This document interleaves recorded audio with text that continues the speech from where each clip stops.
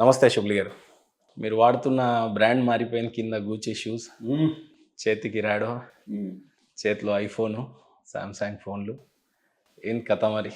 ఇంతకుముందు చూసినటువంటి కళ్ళు వేరు, ఇప్పుడు చూసినటువంటి కళ్ళు వేరు. అంతే తప్పించి వేరేది ఏం లేదు. అప్పుడు కూడాను అవే షూస్ ఉన్నాయి. ఇంకా మీరు ఇంకా అంతగా అబ్జర్వ్ చేసే వాళ్ళైతే కనుక ఇంకా చాలా అబ్జర్వ్ చేయాల్సింది. ఇంతకుముందు మీకు స్పెట్స్ ఉండేవి, ఇప్పుడు స్పెట్స్ లేవేంటి అని చెప్పేసి క్వశ్చన్ చేయలేదు. ఇంతకుముందు మీరు కూర్చోడానికి కుర్చీ సరిపోయేది కాదు, ఇప్పుడు సరిపోతుంది, దాంట్లో సగమే పడుతున్నారు ఏంటి అని చెప్పేసి అడగలేదు. వాస్తవంగా కూడా చాలా వెయిట్ లాస్ అయినట్టుగా కనపడుతున్నారు. అంటే అదే చెప్తుంది, మీరు చూసే దృక్కోణంని బట్టి ఆధారపడి ఉంటుంది. మీరు ఏ రకంగా మీరు ఏ మనిషిని ఏ రకంగా చూస్తున్నారనేది. నేను డే 1 నుంచి కూడా నేను ఏ రకంగా ఉన్నానో అదే రకంగా ఉన్నాను. కాకపోతే నాలో వచ్చినటువంటి మార్పు ఏంటయ్యా అంటే శారీరకంగా మార్పు వచ్చింది. దాని తర్వాత కళ్ళు స్పెట్స్ మొత్తం ఈ సర్జరీ చేయడం వల్ల ఇంతకుముందు పవర్ గ్లాసెస్ ఉండేవి, అవి లేవు. అంతకుమించి ఇంతకుముందు అదే అదే వాచ్ ఉంది, ఇంతకుముందు అయ్యే షూస్ ఉన్నాయి, ఇంతకుముందు ఇయే వేషధారణ ఉండేది. కానీ మీరు చూసే కళ్ళు మారినాయి కాబట్టి ఆ ప్రశ్న లేవస్తున్నారు మీరు, అంతే తప్పించి ఇంకేం లేదు. ఏం లేదేమో ఒక కొత్త ప్రేమ ఏమన్నా ఎక్కువ పుట్టిందేమో అని అనుకోండి అంతే. ప్రేమికుడికి ప్రేమ ఎక్కువైనప్పుడు ప్రియురాలను ఎక్కువగా చూస్తారు అన్నట్టుగా ఏదో అన్నలాగానో ఫ్రెండ్ లాగానో ఎక్కువ పెరిగింది అనుకోండి. It's positive way. Thank you. But the negative ఎప్పుడు నేను అడగాలని అనుకుంటాను. మీ టోపీని నేను పెట్టుకోను, నా బొట్టును మీరు ఎప్పుడుಗೂ పెట్టుకోరు. కానీ మా హిందూ సోదరులకు సంబంధించిన మనోభావాలు దెబ్బతింటున్నటువంటి ఈ గోరక్షకులు ఎంత కాపాడుకున్నా కూడా గోవులను కాపాడుకోలేకపోతున్నాం. ముస్లిం సోదరులు మా మనోభావాలను దెబ్బతినే విధంగానే గోమాంసాన్ని తింటూనే ఉంటున్నారు. దీని మీద మీరు ఏ రకంగా స్పందించదలుచుకోండి? ఏ రకంగా రెస్పాండ్ అవ్వమంటారు చెప్పండి? ఏ రకంగా రెస్పాండ్ అవ్వాలి? ఇంతకుముందు గతంలో కూడాను మనం ఇదే టాపిక్ని మనం టచ్ చేసాము. అది నాకు తెలిసి ఇవాళకి కూడాను that is the landmark views కానివ్వండి, లేకపోతే లైక్స్ కానివ్వండి, సోషల్ మీడియాలో ఒక రేంజ్లో ట్రోల్ అయినటువంటి అంశము వీడియో అది. ప్లస్ దానికి ముస్లిం సోదరులు మాత్రమే కాకుండా హిందూ సోదరుల నుంచి కూడా చాలా పాజిటివ్ అవుట్పుట్ వచ్చినటువంటి అంశం. మీరు ఇక్కడ గమనించాల్సినటువంటి అంశం ఏంటంటే, ఆవు అనేది మనం ముస్లింలకు అది హలాల్, అందులో ఎటువంటి అతిశయోక్తి లేదు. కానీ కుర్బానీ అని చెప్పేసి ఏదైతే బక్రీద్ పండగ వస్తుందో, ఆ బక్రీద్ పండగ సమయంలోనే గోభక్తి కానీ, లేకపోతే ఆవు మీద భక్తి కానీ, ఆవు మీద ప్రేమ కానీ పుట్టుకొచ్చిపోయింది. అంతేగాని సంవత్సరం పొడవునా జరిగేటటువంటి ఏదైతే గోవధం ఉందో దానిపై ఎవరు మాట్లాడటానికి సిద్ధంగా ఉంటారు? సంవత్సరం పొడవునా మొత్తం కూడాను ప్రతి షాప్లో కూడాను అవి అవైలబుల్ ఉన్నప్పుడు ఆ మాంసం, దాని గురించి మాట్లాడటానికి ఎవరు సిద్ధంగా ఉండరు. కేవలం ఇప్పుడు మాత్రమే నేను గతంలో చేసినటువంటి ఏదైతే కామెంట్ ఉందో, ఆవుని జాతీయ జంతువుగా ప్రకటించాలి అని చెప్పేసి ఏదైతే చెప్పడం జరిగిందో, అది ఇప్పుడు ఒక ఉద్యమం రూపం మారింది అని చెప్పేసి, ఉద్యమంగా మారిందని చెప్పేసి మీరు ఇవాళ ఏ సోషల్ మీడియా మాధ్యమం చూసుకున్నా కానీ చాలా స్పష్టంగా ఈ రోజున హిందూ సోదరుల కన్నా ఎక్కువగా ముస్లిం సోదరులు ముందుకు వచ్చి ఆవును జాతీయ జంతువుగా ప్రకటించండి అని చెప్పేసి క్లియర్ కట్గా డిమాండ్ చేస్తున్నారు. Now ball is in your court. మీరు దాన్ని జాతీయ జంతువుగా ప్రకటిస్తారా, లేదంటే కనుక మేము రాజకీయం కోసం మాత్రమే ఇప్పటిదాకా ఆవుని వాడుకున్నాము అని చెప్పేసి మీరు డిసైడ్ చేస్తారా అనేది now it is your turn. అంటే ఇది కపట ప్రేమగా కనిపించి ఆ టైంలో గోవును జాతీయ జంతువుగా ప్రకటించాలి అని చెప్పి ఒక నెపమేసేసి మిగతా రోజులన్నీ యథావిధంగా గోవును తినటం, లేకపోతే హిందూ సోదరుల మనోభావాలు దెబ్బతినటం. అదే కాకుండా మొహమ్మద్ ప్రవక్త వారు చెప్పినటువంటి విషయం, గోవు అనేది కేవలం పాలు తాగడానికి మాత్రమే, నెయ్యి చాలా మంచిది, మీట్ అసలే మంచిది కాదు అని చెప్పారు. అయినా సరే దీన్ని ఈ రకంగా స్వీకరించడం ముస్లిం సోదరుల గురించి మీరు చెప్పిన అంశం కూడా నేనే మీకు చెప్పింది ఒక ఇంటర్వ్యూలో. నేను ఇక్కడ కాస్త లోపలికి వెళ్దాం. అక్బర్, ఒకసారి అక్బర్ రాసుకున్నటువంటి అతని ఆత్మకథ కానివ్వండి, లేకపోతే ఏదైతే ఉందో మీరు ఒక్కసారి ఆ హిస్టరీ చూసుకుంటే కనుక, అతను వారి యొక్క వంశస్థుల్ని, దాని తర్వాత వారి యొక్క ఎవరైతే అనుయాయులు ఉన్నారో వాళ్ళతో మాట్లాడేటప్పుడు అతను చెప్పినటువంటి మాట ఏమిటంటే, నువ్వు ఈ దేశంపై కనుక నువ్వు ఎక్కువ రోజులు దీనికి ఇక్కడ నువ్వు రాజుగా నువ్వు ఉండాలంటే కనుక, నువ్వు ఇక్కడ పరిపాలించాలంటే కనుక, ఇక్కడ ఎవరైతే దేశస్థులు ఉన్నారో వారి యొక్క ధర్మాన్ని నువ్వు పరిగణలోకి తీసుకొని ఆ విధంగా నువ్వు నడుచుకుంటేనే ఈ దేశాన్ని నువ్వు పాలించగలవు అని చెప్పేసి అక్బర్ అంటాడు. అంటే ఇక్కడ ఉన్న హిందూ ధర్మాన్ని ఎస్. ఈ రోజున మీరు చూడండి, ఎప్పుడు కూడాను అక్బర్ యొక్క పరిపాలనలో ఏ రోజు కూడాను గోవధ గురించి కానివ్వండి, లేకపోతే ఆవుని ఇచ్చేయడంలో కానివ్వండి, ఎక్కడ కూడాను మీకు కనిపించదు. అంతెందుకు ఔరంగజేబుని ఇంతలాగా తిట్టిపోస్తారు మన బీజేపీ కానీ, ఆర్ఎస్ఎస్ వాళ్ళు కానీ, లేకపోతే హిందుత్వ శక్తులు కానివ్వండి. కానీ అట్లీస్ట్ అతనిపై గోవధ నెపమైతే అతనిపై లేదు. మరి ఇది ఎక్కడి నుంచి వచ్చింది? ఇది ఎక్కడి నుంచి వచ్చిందంటే ఈ దేశానికి పరిపాలించినటువంటి ఎవరైతే స్టూపిడ్స్ మన ఆంగ్లేయులు ఉన్నారో స్వాతంత్ర ఉద్యమంలో ఏ రకంగా డివైడ్ అండ్ రూల్ పాలసీ తీసుకొని రావాలి అని చెప్పేసి అప్పుడు ఈ గో అంశాన్ని ముందుకు తీసుకొని రావడం జరిగింది. ఇది మీరు చాలా చాకచక్యంగా మీరు లోపలికి వెళ్తే మీకు తెలిసేటటువంటి అంశాలు. అంతెందుకు, రీసెంట్గా మీకు సర్ సయ్యద్ అహ్మద్ ఖాన్ ఏదైతే యూనివర్సిటీ ఆయన కట్టాడో ఆ యూనివర్సిటీ కట్టిన తర్వాత అప్పుడు డే 1 ఆయన చెప్పేశాడు, ఈ యూనివర్సిటీలో ఆవు మాంసం అనేది ఇక్కడ క్యాంటీన్లో దొరకకూడదు. ఇవాళకి కూడాను ఆ యూనివర్సిటీలో మీకు ఎక్కడ కూడాను ఆవు మాంసం అనేది దొరకదు. అంతెందుకు, రీసెంట్గా కాదు నేను చెప్తుంది, 1955వ సంవత్సరంలో మీరు ఇవాళ కూడాను దారుల్ ఉలూమ్ దేవబంద్ ఏదైతే అతిపెద్ద మద్రసా ఉందో మన దేవబంద్లో ఉత్తరప్రదేశ్లో ఉంది ఇది, అక్కడ కనుక మీరు ఫత్వా అడిగితే ఆ ఫత్వా 1955 డేట్తో ఆ ఫత్వా అనేది వస్తుంది. అదేమిటంటే హిందువుల యొక్క మనోభావాలను మనం పరిగణలోకి తీసుకొని ఆవుని వధించడం కానివ్వండి, లేకపోతే ఆవు మాంసాన్ని భుజించడం కానివ్వండి ముస్లింలు మానివేయాలి అని చెప్పేసి ఆ రోజు అంటే 1955లోనే ఫత్వా ఉంది. అప్పటి నుంచి తీసుకొని ఈ రోజు వరకు కూడాను మా వైపు నుంచే ఈ మాట ఉంది తప్పించి ఎక్కడ కూడా లేదు. సరే ఇదంతా వదిలేయండి. ఇప్పుడు జరిగేది ఏంటంటే బక్రీద్ పండగ అంశంలో లేకపోతే ఈ గో అంశంలో మీరు రైతుల దగ్గర నుంచి ఆవుని కొంటారు. రైతుల దగ్గర నుంచి కదా కొనాలి. 95% రైతులు ఎవరండి? ఎవరు? హిందువులు ఉంటారని మీరు అంటే హిందూ సోదరులు ఉంటారని నేను చెప్పడం కాదు. అలాంటప్పుడు మీకు ఈ దేశంలో మెజారిటీ సోదరులు ఎవరండి? మెజారిటీ ఎవరు? హిందువులే కదా, 100%ఏ కదా, అందులో ఎటువంటి అనుమానం లేదు. మరి అలాంటప్పుడు మేము మా డబ్బులు వేల కోట్ల రూపాయలు మేము ఇచ్చి జంతువుని కొనుక్కొని మళ్ళా దాని తర్వాత ఆ ఆవుని మళ్ళీ ఈ గో సంరక్షణ వాళ్ళు అని చెప్పేసి వాళ్ళు ఎత్తుకెళ్ళిపోవడం తప్పించి ఇక్కడ ఒరిగేది ఏమీ లేదు. కాబట్టి మేము చాలా స్పష్టంగా మేము చేసే డిమాండ్ ఏంటంటే అసలు ఈసారి నుంచి ఎవరైనా కానీ ఆవుని అమ్మటానికి వస్తే కనుక ఏ రైతైనా కానివ్వండి, ఏ మతస్థుడైనా కానీ ఆవుని అమ్మటానికి తీసుకొస్తే వాళ్ళు వీడియోలు రికార్డ్ చేయడం కాదు, మేమే వీడియోలు రికార్డ్ చేసి సోషల్ మీడియా మాధ్యమం ద్వారా బయటపెట్టి వాళ్ళపై చట్టపరమైన కేసులు నమోదు చేయండి అని చెప్పేసి ఖచ్చితంగా చేస్తారా? ఇది ఖచ్చితంగా చేయడం కాదండి, అదే చేయబోతున్నాం మేము. ఇద్దరు రైతులను ఇంతవరకు చేయబోతున్నాము, ఇదే మేము చేయబోతున్నాము. ఇంకా ఎనఫ్ ఇస్ ఎనఫ్. ఎందుకంటే ఈ ఏదైతే మతోన్మాదం కానివ్వండి, లేకపోతే కులాల మధ్య మతాల మధ్య ఏదైతే మత సామరస్యాన్ని చిన్నాభిన్నం చేసేటటువంటి అంశంలో ఈ ఆవు గోవధ అనేది ఒక ప్రధానమైనటువంటి అంశం. కాబట్టి అసలు గోవధనే మనం వద్దు, అసలు ముందు మీరు దీన్ని జాతీయ జంతువుగా ప్రకటించండి అని చెప్పేసి మా వైపు నుంచి డిమాండ్ వస్తుంటే కనీసం దీనిపై రెస్పాండ్ అవ్వాల్సినటువంటి బాధ్యత ఎవరిది? ఇప్పుడు కేంద్ర రాష్ట్ర ప్రభుత్వాలు మ్యాక్సిమం ఎవరు ఉన్నాయి? డబుల్ ఇంజన్ సర్కారే కదా. కాబట్టి ఖచ్చితంగా ఈ డిమాండ్ చాలా తారాస్థాయికి చేరుతుంది. అదేదో మేము వేరే విధంగా చెప్పట్లేదండి. ఈ దేశంలో మత సామరస్యం ముందుకు అడుగు వేయాలన్నా కానీ, లేదంటే గనక ఈ గోవధ చేయటం వల్ల వీళ్ళు చేస్తున్నటువంటి ఏదైతే దాడులు ఉన్నాయో ఈ దాడులను అరికట్టాలన్నా కానీ ఇదే సరి అయినటువంటి సమయం. ఏ రకంగా అయితే నెమిలి జాతీయ బర్డ్గా ఉందో, పక్షిగా ఉందో, అదేవిధంగా ఏ రకంగా అయితే జాతీయ దీనిగా మన సింహం ఒకటి ఉంది, దాని తర్వాత ఇలాగే అనేకమైనటువంటి జాతీయ గీతం, ఇలాగ అనేకమైనటువంటి అదేవిధంగా జాతీయ జంతువుగా ఆవుని ప్రకటించమని చెప్పేసి ఈరోజు ఫారూక్ షిబ్లియో లేకపోతే ఇంకోళ్ళో చేస్తున్నటువంటి డిమాండ్ కాదు సుమా. ఇది మొత్తం ముస్లిం సమాజం ఈ రోజున మీరు చూడండి, మీరు సోషల్ మీడియాలో ఆవుని జాతీయ జంతువుగా ప్రకటించాలి అని చెప్పి చూస్తే మీరు ఒక ఉద్యమంలా కనిపించింది. అది ప్రతి ఒక్కరు కూడాను అదే పోస్ట్ చేస్తున్నారు. ఇప్పుడు జాతీయ జంతువుని ఆవునే ప్రకటించాలని చెప్పే మీ యొక్క కోణం కానీ మీ యొక్క డిమాండ్స్ కానీ కపట ప్రేమగా చూడవచ్చా? సరే,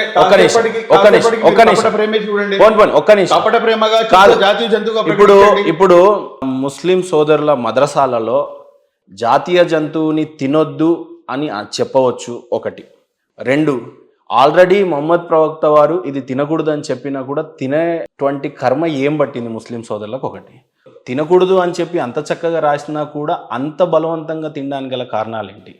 మద్రసాలలో తినొద్దు అని ఎందుకు ప్రకటించారు? అసలు మేము తీసుకోము, కొనము, లేదా మీరు అన్నట్టుగా రైతులు తీసుకుంటారా? సిగరెట్ తాగుతారా మీరు? నేను తాగను. మందు తాగుతారా? నేను తాగను. రెండింటిపై కూడా చాలా స్పష్టంగా రాసి ఉంటుంది, ఇంజూరియస్ టు హెల్త్ అని చెప్పేసి. అయినా కానీ ఎందుకు తాగుతున్నారు? ఎందుకని చెప్పి సిగరెట్ తాగేవాడు ఎందుకు సిగరెట్ తాగుతున్నాడు? అవైలబిలిటీ ఉన్నంత వరకు, నీకు అది అవైలబుల్గా ఉన్నంత వరకు దాన్ని యూజ్ చేస్తూనే ఉంటారు. అది మీరు అవైలబుల్ లేకపోతే ఇప్పుడు మా స్వర్గీయ ఎన్టీ రామారావు గారు మద్యపాన నిషేధం చేశారు. మద్యపాన నిషేధం ఎప్పుడు జరిగింది? సంపూర్ణ మద్యపాన నిషేధం. మద్యం అనేది ఇక్కడ అసలు ఎక్కడా కూడాను అవైలబుల్ లేకుండా చేశాడు కాబట్టి జరిగింది. అదేవిధంగా మీరు సంపూర్ణంగా దానికి మీరు జాతీయ జంతువుగా ప్రకటించేస్తే అయిపోయింది కదా. మీరు అవైలబుల్ ఉంచి, మీరు ముందుంచి ఇది మీరు తినకూడదు అంటే అది ఎంతవరకు సమంజసం? అది అసలు అలా ఎందుకు? మీకు నిజంగా మీకు గోమాతపై పూర్తి విశ్వాసము, అదేవిధంగా గోమాతపై మీకు పూర్తిగా నమ్మకం ఉంటే కనుక జాతీయ జంతువుగా ప్రకటించేయండి, అయిపోయింది కదా. Close subject, once for all. అసలు ఇంకా దాంట్లో అసలు వేరే డిస్ప్యూటే ఉండదు కదా. ఇంకా దీని నుంచి ఎవరు లబ్ధి పొందుతున్నారు? ముస్లిం సమాజానికి ఒరిగేదేంటి? ఆవు తింటేనే నేను ముస్లింనా? A Muslim can be a good Muslim without having non veg itself. అసలు ఆవు మాంసం తీసి పక్కన పెట్టండి. అసలు ఆవు మాంసాన్ని అయితే ఇందాక మీరు చెప్పినట్టుగా ఆవు మాంసంలో మీకు ఆరోగ్యం లేదు అని చెప్పేసి ప్రవక్త ముహమ్మద్ సల్లల్లాహు అలైహి వసల్లం గారే చాలా స్పష్టంగా తెలియజేస్తున్నారు. ఆవు నుంచి వచ్చేటటువంటి పాలు కానివ్వండి, లేకపోతే పెరుగు కానివ్వండి, లేకపోతే వాటి నుంచి ఉత్పత్తి అయ్యేటటువంటి పదార్థాలు కానివ్వండి, అవి మీకు మంచివి తప్పించి ఆవు మాంసం అనేది మీకు మంచిది కాదు అని చెప్పేసి చాలా స్పష్టంగా హితబోధన అనేది ఉంది. కాబట్టి చాలా మంది కూడా భారతదేశంలో ముస్లిం సోదరులంతా కూడా బీజేపీని ఏదో anti political party to Muslim అని అనుకునే విధంగా ఉంది. ఈరోజు ఆంధ్రప్రదేశ్లో చూసినట్లయితే ఎన్డీఏ కూటమిలో ఉంటున్నప్పుడు టీడీపీకి మీరు సపోర్ట్ చేస్తున్నప్పుడు ఇలాంటి నెపంలో మీరు ఉర్దూ అకాడమీ చైర్మన్ అయ్యారు. ఇది కాస్త కాంట్రవర్షియల్గా కనపడతా ఉంది. ఎందుకు కాంట్రవర్షియల్ ఏముందండి దీంట్లో? ఏముంది కాంట్రవర్షియల్ దీంట్లో? సో మీరు ప్రో బీజేపీయా లేకపోతే యాంటీ బీజేపీయా? కూటమి ధర్మం ఏదైతే ఉందో, కూటమి జనసేన, టీడీపీ, బీజేపీ చాలా స్పష్టంగా చెప్పడం జరిగింది. బీజేపీతో కలిసి ఉన్నా కానీ టీడీపీ ముస్లిం సమాజానికి ఎక్కడా కూడాను హాని చెయ్యదు అని చెప్పేసి I have supported TDP supremo గౌరవ ముఖ్యమంత్రి నారా చంద్రబాబు నాయుడు గారు, అదేవిధంగా మా యువ నాయకులు నారా లోకేష్ బాబు గారిని చాలా స్పష్టంగా సపోర్ట్ చేయడం జరిగింది. చంద్రబాబు నాయుడు గారికి ఏ రకమైన సపోర్ట్ చేయడం జరిగింది మీరు? ముస్లింలోకి ఎటువంటి ఇబ్బంది జరగదు బీజేపీతో కలిసినా కానీ. 2014 నుంచి 2018 వరకు already was with BJP alliance గవర్నమెంటే ఉంది. At that time also there was no issues. కాబట్టి nothing to worry, we have to support అని చెప్పేసి సపోర్ట్ చేసి రీసెంట్గా పార్లమెంట్లో వక్ఫ్ బిల్ పాస్ చేయడం జరిగింది. ఎవరికి సపోర్ట్ చేసింది అప్పుడు? పార్లమెంట్లో వక్ఫ్ బిల్ అనేది ఉమ్మీద్ చట్టం. వక్ఫ్ బిల్ అనేది ఉమ్మీద్ అంటారు దాన్ని. ఆ ఉమ్మీద్ చట్టం అనేది పాస్ అయ్యింది. ఎన్డీఏ కూటమి ఎటుపక్షాన చంద్రబాబు చాలా స్పష్టంగా ఉమ్మీద్ చట్టానికి. కాకపోతే దాంట్లో కొన్ని ఏదైతే అమెండ్మెంట్స్ ఉన్నాయో ఆ అమెండ్మెంట్స్ అన్ని కూడాను గౌరవ ముఖ్యమంత్రి గారు చెప్పినటువంటి అమెండ్మెంట్సే. ఈ రోజున కేంద్ర ప్రభుత్వం ఏదైతే అమెండ్మెంట్స్ తీసుకొచ్చిందో, ఫస్ట్ వాళ్ళు తీసుకొచ్చినటువంటి బిల్ వేరు, దాని తర్వాత అమెండ్ చేసినటువంటి బిల్లు వేరు, చట్ట రూపం దాల్చినటువంటి బిల్లు వేరు. దాంట్లో అన్ని కూడాను అమెండ్మెంట్స్ చేయించినటువంటి ఘనత ఎవరికైనా దక్కుతుందంటే ఈ మొత్తం దేశంలో ఉన్నటువంటి ముస్లింలందరూ కూడాను గౌరవ ముఖ్యమంత్రి గారికి రుణపడి ఉండాల్సినటువంటి అవసరం ఉంటుంది. ఆయనకి ధన్యవాదాలు చెప్పాల్సినటువంటి అవసరం ఉంటుంది. ఎందుకంటే అనేకమైనటువంటి అంశాలను ఆయన జోక్యం చేసుకొని ఆయన మాట్లాడి ఆయనే స్వయాన లెటర్ రాసి ఈ అంశాలను, ఈ సెక్షన్లను తీసివేయండి అని చెప్పడం జరిగింది. కాబట్టి నేను అనుకున్నానో అదే జరిగింది. ఈ రోజున భారతదేశంలో సనాతన ధర్మాన్ని చాలా స్పష్టంగా రీప్రజెంట్ చేస్తున్న పవన్ కళ్యాణ్ గారు అదే కూటమితో ఉన్నారు. భారతదేశంలో ఉన్న ముస్లిం కావచ్చు, లేక ఆంధ్ర రాష్ట్రంలో ఉన్నటువంటి ముస్లిం కావచ్చు, లేదంటే వ్యక్తిగతంగా మీరు ఏ కోణంతో సనాతన ధర్మాన్ని కానీ, లేదా పవన్ కళ్యాణ్ గారు చాలా స్పష్టంగా సనాతన ధర్మాన్ని ఎవరన్నా క్వశ్చన్ చేస్తే ఖచ్చితంగా మేము నిలబడతాము, స్పష్టంగా మాట్లాడతాము అని అన్నారు. ఆయనతో పాటు మీరు ఏ కోణంలో? ఆయనతో పాటు నేను నిలబడతాను సనాతన ధర్మం పక్షాన్ని. నాకు ఒకటి విషయం అర్థం కాదు, సనాతన ధర్మం అంటే ఏంటి? మీరు చెప్పండి. ధర్మం ఏంటి అనేది, ధర్మం గురించి మాట్లాడుకోవడానికి నేను ధర్మ పరిరక్షణని కాదు, లేకపోతే కనుక నేను ఒక వేద పండితుడిని కాదు, లేకపోతే ఒక మౌలానానో ముఫ్తీనో కాదు. ఐఎమ్ లిటరల్లీ పక్కా రాజకీయ నాయకుడిని. అందులో ఎటువంటి అనుమానం లేదు. నా వేషధారణ చూసి నేను ఏదో మౌలానానో ముఫ్తీ అనుకుంటే కనుక పొరపడతారు. నేను పక్కా రాజకీయ నాయకుడు. ఓకే. పవన్ కళ్యాణ్ గారు ఏ ధర్మాన్ని పాటిస్తున్నారు? సనాతన ధర్మాన్ని పాటిస్తున్నాను. సనాతన ధర్మాన్ని పాటిస్తూ పవన్ కళ్యాణ్ గారు సనాతన ధర్మం కోసం కాకపోతే ఇంకా ఏ ధర్మం కోసం నుంచోవాలైనా సరే, ఆయన ధర్మాన్ని ఆయన పాటిస్తున్నప్పుడు దాని పక్షాన నిలబడతానన్న దాంట్లో తప్పే ఉంది. బీయింగ్ ఏ ముస్లిం నేను కూడా ఆయన పక్షాన నిలబడతాను అని. అవునండి, ఆయనకి ఏమైనా ఇబ్బంది జరిగినా లేకపోతే ఆయన ఇప్పుడు అదే కదా గొప్పతనము, ఈ దేశం యొక్క గొప్పతనమే అది కదా. ఆయన చాలా సార్లు ఆయన యొక్క కొన్ని స్టేట్మెంట్స్ ని ఇంటర్ప్రిటేట్ చేస్తుంటారు. అక్కడ ఆయన చెప్పేది ఏంటంటే, మీరు ఇస్లాంని చూసి నేర్చుకోండి అంటాడు ఆయన. మహమ్మదీయులు ఈ రకంగా ఉండరు కదా అని. మొన్న కూడా రీసెంట్గా కూడాను ఒక ఇంటర్వ్యూలో మన వినాయక చవితి రోజున అమ్మని తీయని దెబ్బ సాంగ్లు వేస్తారు. ఇది ఎక్కడ దౌర్భాగ్యం ఇది, కనీసం మీరు ముస్లింలైనా చూసి నేర్చుకోండి అంటే, ఇప్పుడు క్లాస్లో బాగా చదువుతున్నటువంటి విద్యార్థి ఎవడైతే ఉంటాడో వాడిని చూసి నేర్చుకోరా నువ్వు, నీకు కాస్తైనా బుద్ధి రావాలి, నువ్వు కూడా అలా చదువుకో నువ్వు అని చెప్తుంటే ఆ క్లాస్ ఫస్ట్ వచ్చినటువంటి విద్యార్థిని పొగడినట్ట లేదంటే వాడిని కించపరిచినట్ట? నాకు తెలిసి ఆయన ఇస్లాం ధర్మాన్ని కించపరచలా, ఆయన ఇస్లాం ధర్మాన్ని చూసి నేర్చుకోండి అంటున్నాడు ఆయన. అందులో తప్పే ఉంది? అందులో తప్పే ఉంది, మంచిదే కదా. అవును. ఆయన ఇంకో చోట ఏమంటాడు, మా ప్రవక్త ముహమ్మద్ సల్లల్లాహు అలైహి వసల్లం పై, వారి యొక్క ప్రాఫిట్ పై ఎవరైనా కానీ ఏదైనా ఒక చిన్న మాట అంటే కనుక వారు ఒక్క సెకండ్ కూడా ఆలోచించారు, ధన్మని చెప్పేసి బయటకు వస్తారు, దానికి పూర్తిగా నిరసన తెలియజేస్తారు. ఎస్, 100% అందులో ఎటువంటి అనుమానం లేదు. అదే రకంగా మీరు కూడా తయారుగండి, అదే రకంగా మీరు కూడాను మీరు ధర్మాన్ని నేర్చుకోండి అంటున్నాడు. అందులో తప్పే ఉంది? నేను కూడాను అంటున్నా, ప్రతి హిందూ సోదరుడు తన ధర్మం ఏం చెప్తుంది, మీ భగవద్గీత ఏం చెప్తుంది, మీ పురాణాలు ఎన్ని ఉన్నాయి, అసలు పురాణాలు ఎన్ని ఉన్నాయంటే ఎంతమంది జవాబిస్తారు మీరు చెప్పండి నాకు. మీరు, నేను చెప్తా మీకు పురాణాలు ఏంటి, వేదాలు ఏంటి, యజుర్వేదం ఏంటి, అన్ని వేదాల గురించి అన్ని పురాణాల గురించి నేను ఇన్ని వేదాలు ఉన్నాయి, ఇన్ని ఇది ఉన్నాయి, ఇన్ని యుగాలు ఉన్నాయి, అన్నీ కూడా నేను చెప్తాను. ఎంతమంది హిందూ సోదరులకు తెలుసు మీరు చెప్పండి నాకు. మీరు, is educating his own community. ఎప్పటిదాకైతే హిందూ సోదరులు వారి యొక్క ధర్మంలో ఏదైతే ఉందో వారు తెలుసుకోనంత వరకు ఇటువంటి మిస్కన్సెప్షన్స్ పెరుగుతూనే ఉంటాయి. ధర్మం గురించి తెలుసుకున్నారనుకోండి, అప్పుడు తెలుస్తుంది, ఓ ధర్మం ఇది చెప్తుందా, నేను ఈ రకంగా ఉండాలా అని చెప్పేసి. అందులో తప్పే ఉంది, నాకైతే ఏం తప్పు అనిపించలేదు. వాళ్ళు అలాంటప్పుడు నేను ఎందుకు సపోర్ట్ చేయకూడదు పవన్ కళ్యాణ్ గారిని?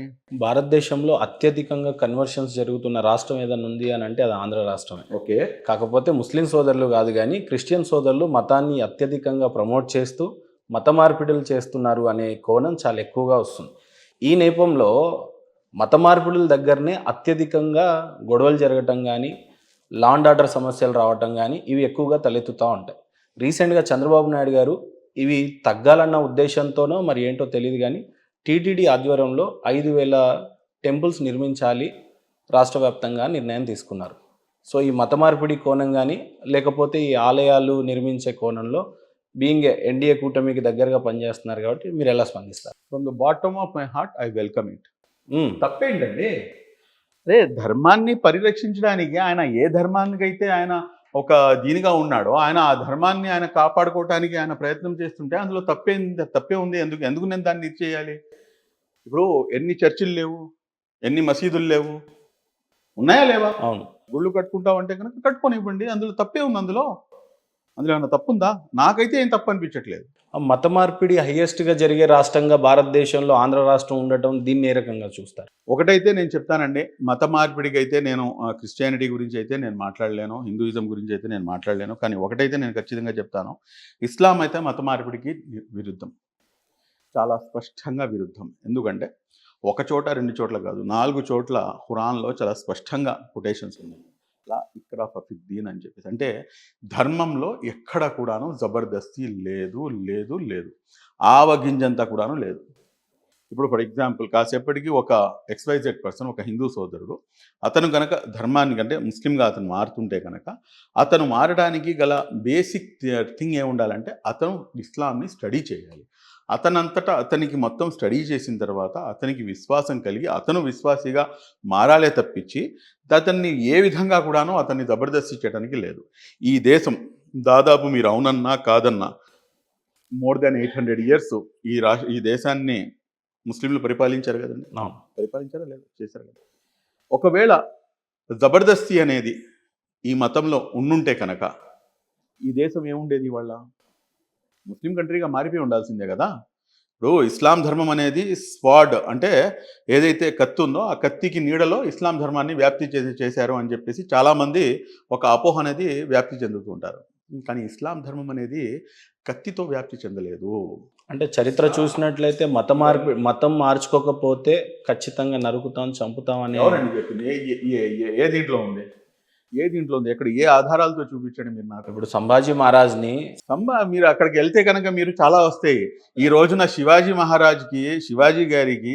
గారి యొక్క సైన్యంలో ఆయన సైన్యాధిపతి కానివ్వండి, లేకపోతే ఆయన సైన్యంలో అత్యంత విశ్వాసపాత్రులు కానివ్వండి, ఎవరు చెప్పండి? సరే, శివాజీ మహారాజ్ గారి సైన్యంలో ముస్లింలకు చోటు ఉంది కానీ ఔరంగజేబు సైన్యంలో హిందువులకు చోటు ఉండిందా? మీరు ఎవరు చెప్పారండి ఇవన్నీ కూడా? మీరు చూసుకోండి, చరిత్ర చూసుకోండి. వక్రీకరించాలి అనేది నా ఉద్దేశం కాదు కానీ బట్ రాష్ట్రం అంతా ఒక ఎత్తు అయితే, ప్రపంచం అంతా ఒక ఎత్తు అయితే, అసలు ఈ దేశంలో ఆంధ్ర రాష్ట్రం మత మార్పులకు గురి కావడానికి గల అంత నేనైతే చాలా కారణం కండెమ్ చేస్తానండి స్ట్రాంగ్గా. ఎందుకంటే నేను అది ఎంతవరకు ఇది అనేది నాకైతే దానిపై నా అవగాహన లేని దానిపై అవగాహన లేదని చెప్పడంలో ఏమాత్రం కూడా తప్పు లేదు. కానీ కొన్ని కొన్ని చోట్ల మా దృష్టిలో కూడా వచ్చినాయి. కొంతమంది ముస్లింలు సైతం కూడాను మత మార్పిడికి గురవుతున్నారు. ఇప్పుడు ఈ బాధ నేను ఎవరితో పంచుకోవాలో నాకు కూడా అర్థం కావట్లా. ఏంటి ముస్లిమ్స్ కూడా క్రిస్టియన్గా మారిపోతున్నారు? ఇంత ఆశ్చర్యపోతే ఎలాగంటే, నేను కెమెరా ముందు మీ ఇంటర్వ్యూలో కూర్చొని చెప్తున్నాను నేను మీకు. ఈ బాధ నేను ఎవరితో చెప్పుకోవాలి? నేను ఎవరి దగ్గరికి వెళ్ళి ఏడవాలి? మీరు వెళ్ళండి, చర్చిలకు వెళ్ళండి. చర్చిల దగ్గర కనీసం కొన్ని కొన్ని చర్చిలు ఉన్నాయి, అక్కడ బుర్ఖాలు వేసుకొని స్త్రీలు దర్శనమిస్తున్నారు. ఎవరికి చెప్పుకోను నేను? ఇస్లాం అంతటి వరకు నేను 100కి 200% I can give you assurance that ధర్మంలో, ఇస్లాం ధర్మంలో ఎక్కడ కూడాను జబర్దస్తి అనేది లేదు. ఇస్లాం ధర్మంలో మీరు మారండి అని చెప్పేసి మత మార్పిడి అనేది జరగను కాదు. ఇంకో చోట ప్రవక్త గారికి అల్లా అనంత కరుణామయుడు అపార కృపాసుడు అయినటువంటి అల్లా సుబ్హానహు వ తఆలా ఇచ్చేటటువంటి హితబోధన ఏంటంటే, నీ పని ఏంటి? నీ పని ఇన్ ద సెన్స్ ప్రవక్త గారికి చెప్తుంది. ప్రవక్త గారు మొత్తం ముస్లిం కమ్యూనిటీని చేసి చెప్తున్నారు. నీ పని నువ్వు మెసేజ్ ఇవ్వటం వరకు మాత్రమే, అయిపోయింది. వాళ్ళు దాన్ని స్వీకరిస్తారా తిరస్కరిస్తారా అది ఇంకా నీకు సంబంధం లేదు, నువ్వు వదిలేసేయి. అంతవరకే కానీ నువ్వు ఇంపోజ్ చేయడానికి నీకు ఎటువంటి రైట్ లేదు అని చెప్పేసి. ఇంకా దీనికన్నా మీకు ఇంకేం చెప్పండి. ఒకవేళ ఎవరైనా కానీ ఇంపోజ్ చేసినా, లేకపోతే ఎవరైనా జబర్దస్తి చేసినా, ఎవరైతే అది ఫర్ ఎగ్జాంపుల్ నేనే మిమ్మల్ని జబర్దస్తి చేశాను, మీరు నా చేతికి నువ్వు లా ఇలాహ ఇల్లల్లాహ్ ముహమ్మద్ రసూలుల్లాహ్ అంటావా సస్తావా అని చెప్పి నేను చెప్పాను అనుకోండి, నేను ముందు ముస్లింని కాదు. I will come out of that Muslim నుంచి నేను బయటకు వస్తాను. ముసల్మాన్ అవ్వడానికి, ముస్లిం అవ్వడానికి, ధర్మాన్ని పాటించడానికి గల బేసిక్ కాన్సెప్ట్ ఏంటంటే లా ఇలాహ ఇల్లల్లాహ్ ముహమ్మదుర్ రసూలుల్లాహ్. నేను విశ్వసిస్తున్నాను ఆ అనంత కరుణామయుడు అపార కృపాశీయుడైనటువంటి అల్లాహ్ ఒక్కడే, ఆయనకి పంపించబడినటువంటి చిట్ట చివరి ప్రవక్త కారుణ్యమూర్తి ముహమ్మద్ ప్రవక్త సల్లల్లాహు అలైహి వసల్లం అని చెప్పేసి అతని యొక్క విశ్వాసాన్ని ప్రకటించాలి. ఇది అంతే తప్పించి మీరు గతి పెట్టేసి నువ్వు చెప్పరా బాబు అంటే ఆడు చెప్పేసినంత మాత్రం ఆడు ముస్లిం కాదు. అంతెందుకు, ఇప్పుడు అనేక మంది లవ్ మ్యారేజెస్ చేసుకుంటారు. హిందువులు ముస్లింలు హిందువుల్ని, అబ్బాయి ఏమో ముస్లిం ఉంటాడు, అమ్మాయి ఏమో హిందూ ఉంటుంది. హిందూ ఏమో కొన్ని దీంట్లో అబ్బాయి ఏమో హిందూ ఉంటాడు, పాప ఏమో ముస్లిం ఉంటుంది. ఎంతమంది తెలియదు మీకు? నాకు కూడా చాలామంది తెలుసు. వీళ్ళందరూ ఒకళ్ళ కోసం ఒకళ్ళు మతం మారుతున్నారు. వీళ్ళు ఎవరి కోసం మతం మారినట్టు? వీళ్ళు ఎవరి కోసం మతం మారినట్టు? వాడు ప్రేమ కోసం మతం మారినట్టు. అంతే తప్పించి దీంట్లో ఈ మధ్యలో దీంట్లో మీకు దీంట్లో ధర్మం ఎక్కడి నుంచి వచ్చింది?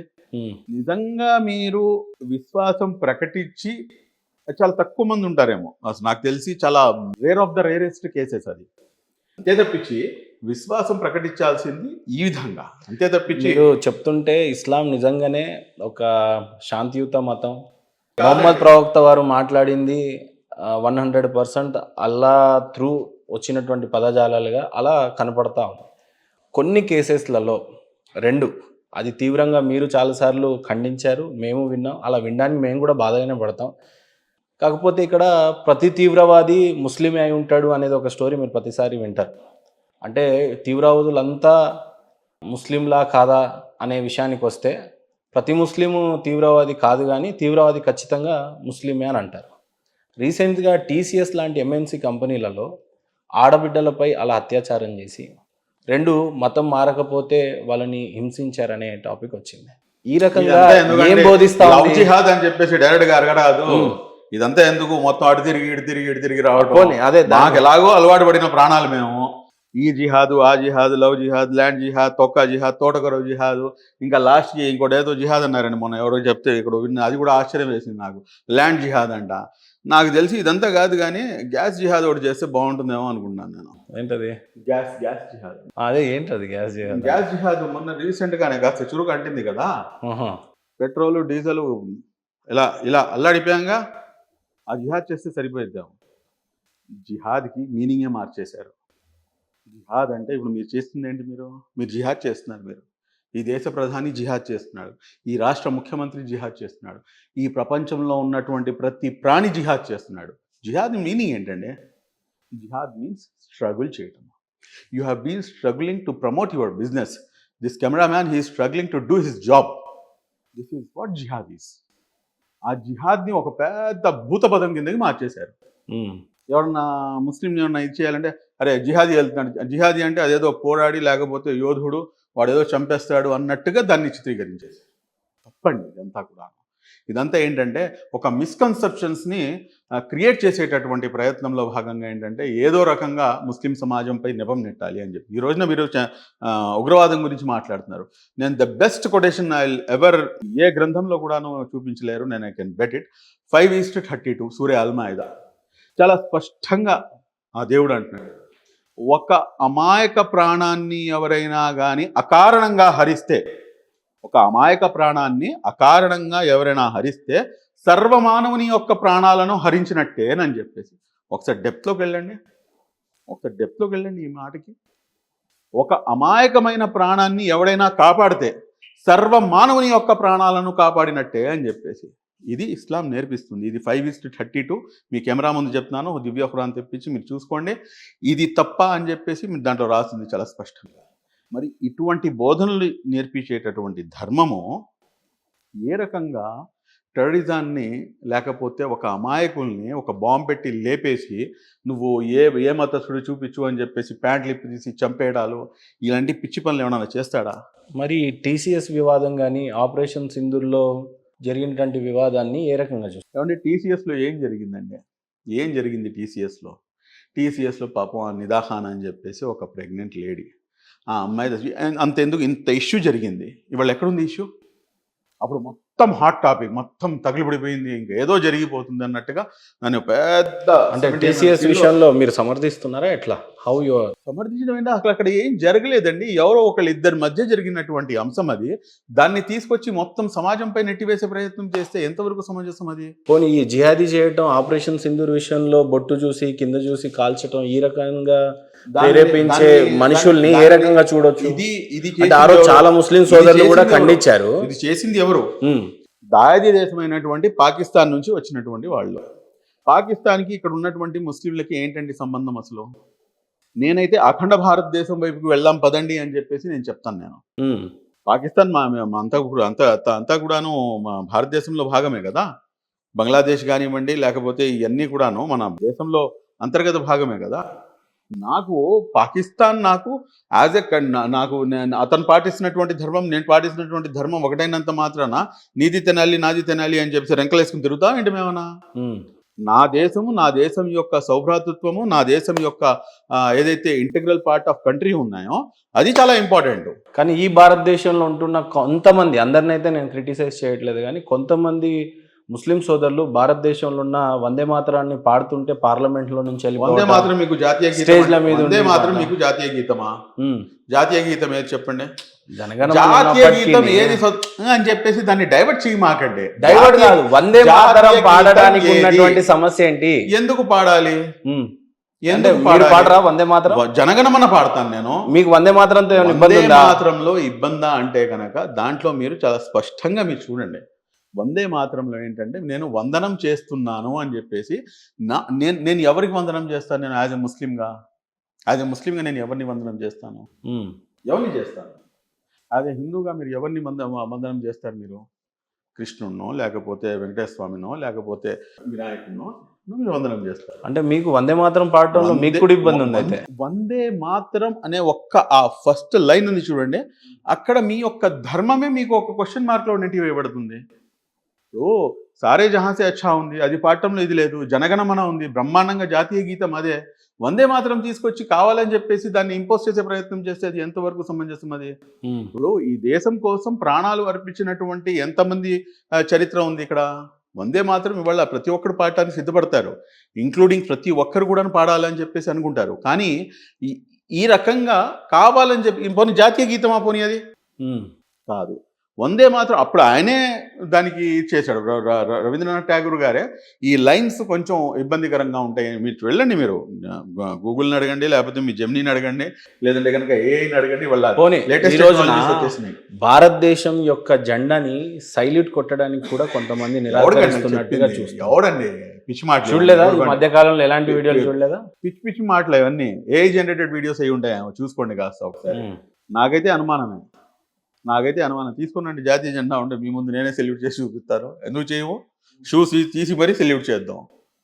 నా దేశ జెండాన్ని అసలు జెండా తయారు చేసింది ఎవరో తెలుసా మీకు? జెండా తయారు చేసింది ఎవరు చెప్పండి అన్న. జెండా తయారు చేసింది ఎవరు చెప్పండి. జెండా తయారు చేసింది ఒక ముస్లిం మహిళ. పేరు ఎవరిది ఉంది ఇప్పుడు హిస్టరీలో? ఇప్పుడు హిస్టరీలో వచ్చేటప్పటికి మీకు ఆయన పేరేంటి? పింగాళి వెంకయ్య. పింగళి వెంకయ్య గారి పేరు ఉంది. పింగళి వెంకయ్య గారి పాత్ర కూడా ఉంది దానికి. ఫైనల్ ఇది చేశాడు ఆయన పింగళి వెంకయ్య గారు. బట్ అందరికన్నా ముందు జాతీయ జెండాని తయారు చేసింది ఒక ముస్లిం మహిళ. అసలు జై హింద్ నారా ఎవరిచ్చారు? జై హింద్ అన్న పద ఎవరిచ్చారు? సఫ్రానీ గారు ఎవరు? కానీ మీరు ఇలా ఈ రకంగా వందే మాత్రం పాడకపోవడానికి కారణం, భూమికి వందనం చేస్తున్నా ఈ భూమి మాలో ఒకటి అని చెప్పేసి చేస్తున్నానండి నేను. అల్లాని చేస్తున్నాను నేను. మీరు అక్కడ తీసుకొచ్చి నా ధర్మంలో మీకు తీసుకొచ్చి మీరు ఇది చేస్తున్నారు కదా, నా ప్రైమరీ రైట్ కదా అది. నా ప్రైమరీ రైట్ కదా అది. వందే మాత్రం పాడాలి అని చెప్పేసి ఏ కాన్స్టిట్యూషన్ లో రాసింది చెప్పండి మీరు నాకు? కాన్స్టిట్యూషన్ లో రాసింది జనగణమన గురించి, అవునా కాదా? పోనీ మీరు ఇది చూసుకోండి, పోనీ మన ఏమంటారు రాజ్యాంగం చూసుకోండి. రాజ్యాంగంలో ఏముంది? మళ్ళా లాజిక్ లేకుండా మాట్లాడి కావాలని చెప్పేసి అవతల వారి యొక్క ధర్మం. నేను ఇంత లిబరల్గా ఇంత ఓపెన్గా ఈ రోజున మనం అనేక సమస్యలన్నింటినీ కూడాను ఒక పరిష్కారం సాఫ్ట్గా కార్నర్ చేస్తున్నారేమో అనిపిస్తుంది నాకు. కొన్ని విషయాలలో కాఫీర్ అంటే ఎవరు, కాఫీర్లను నరికి చంపమని చెప్పేటువంటి ఇష్యూస్ ఇవన్నీ వస్తాయి. యాక్చువల్లీ మీతో ఇవన్నీ డిస్కస్ చేయకూడదు నేను, కానీ దండం నాయన, నేను ఇదే చెప్పాను మీకు. నేను ఒక పండితుడిని కాదు. కాఫీ అంటే మీరు రేస్ చేశారు ఏంటంటే ఈ రోజున కాఫీర్ అంటే ఇన్కార్ కర్నే వాళ్ళ అంటారు, అంటే దేవుడిని రిఫ్యూజ్ చేసేవాడు లేదా ఆయన నమ్మనివారు, అంతే. మరి హిందూ ముస్లిం బాయ్ బాయ్ ఎప్పటికీ అవ్వరు కదా. ఇవి చూస్తుంటే మీ ధర్మం మీదండి. మీ ధర్మం నాకు ఎటువంటి అడ్డం నాకు లేదు. మీ ధర్మాన్ని మీరు బ్రహ్మాండంగా పాటించండి. మీ ధర్మంలో ఏముందో కూడాను చూడండి. నేను అనేక చోట్ల అనేక ప్లాట్ఫామ్స్లో నేను చెప్తుంటాను.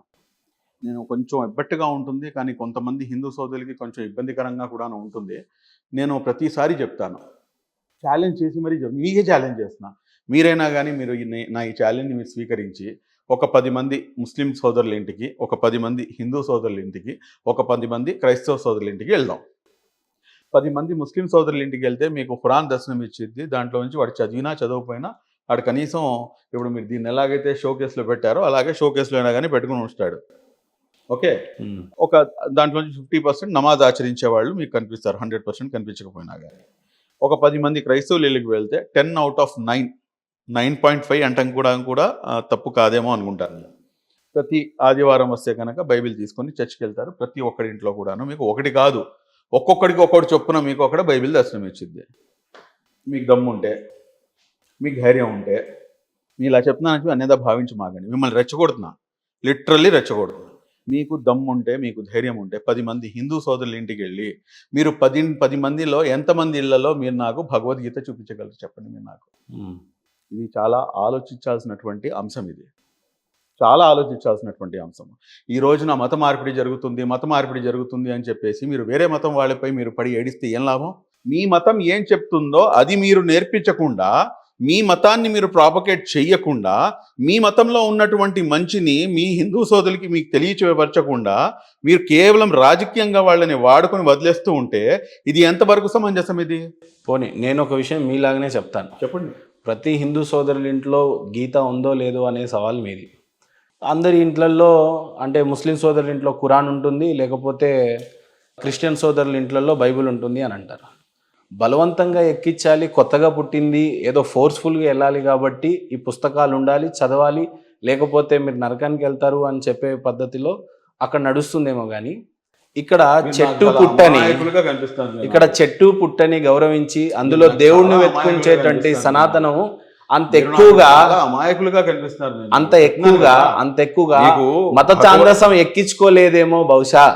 భారతదేశం ఎప్పుడు కూడా ఏ దేశం మీదకి దండయాత్రకి వెళ్ళలే.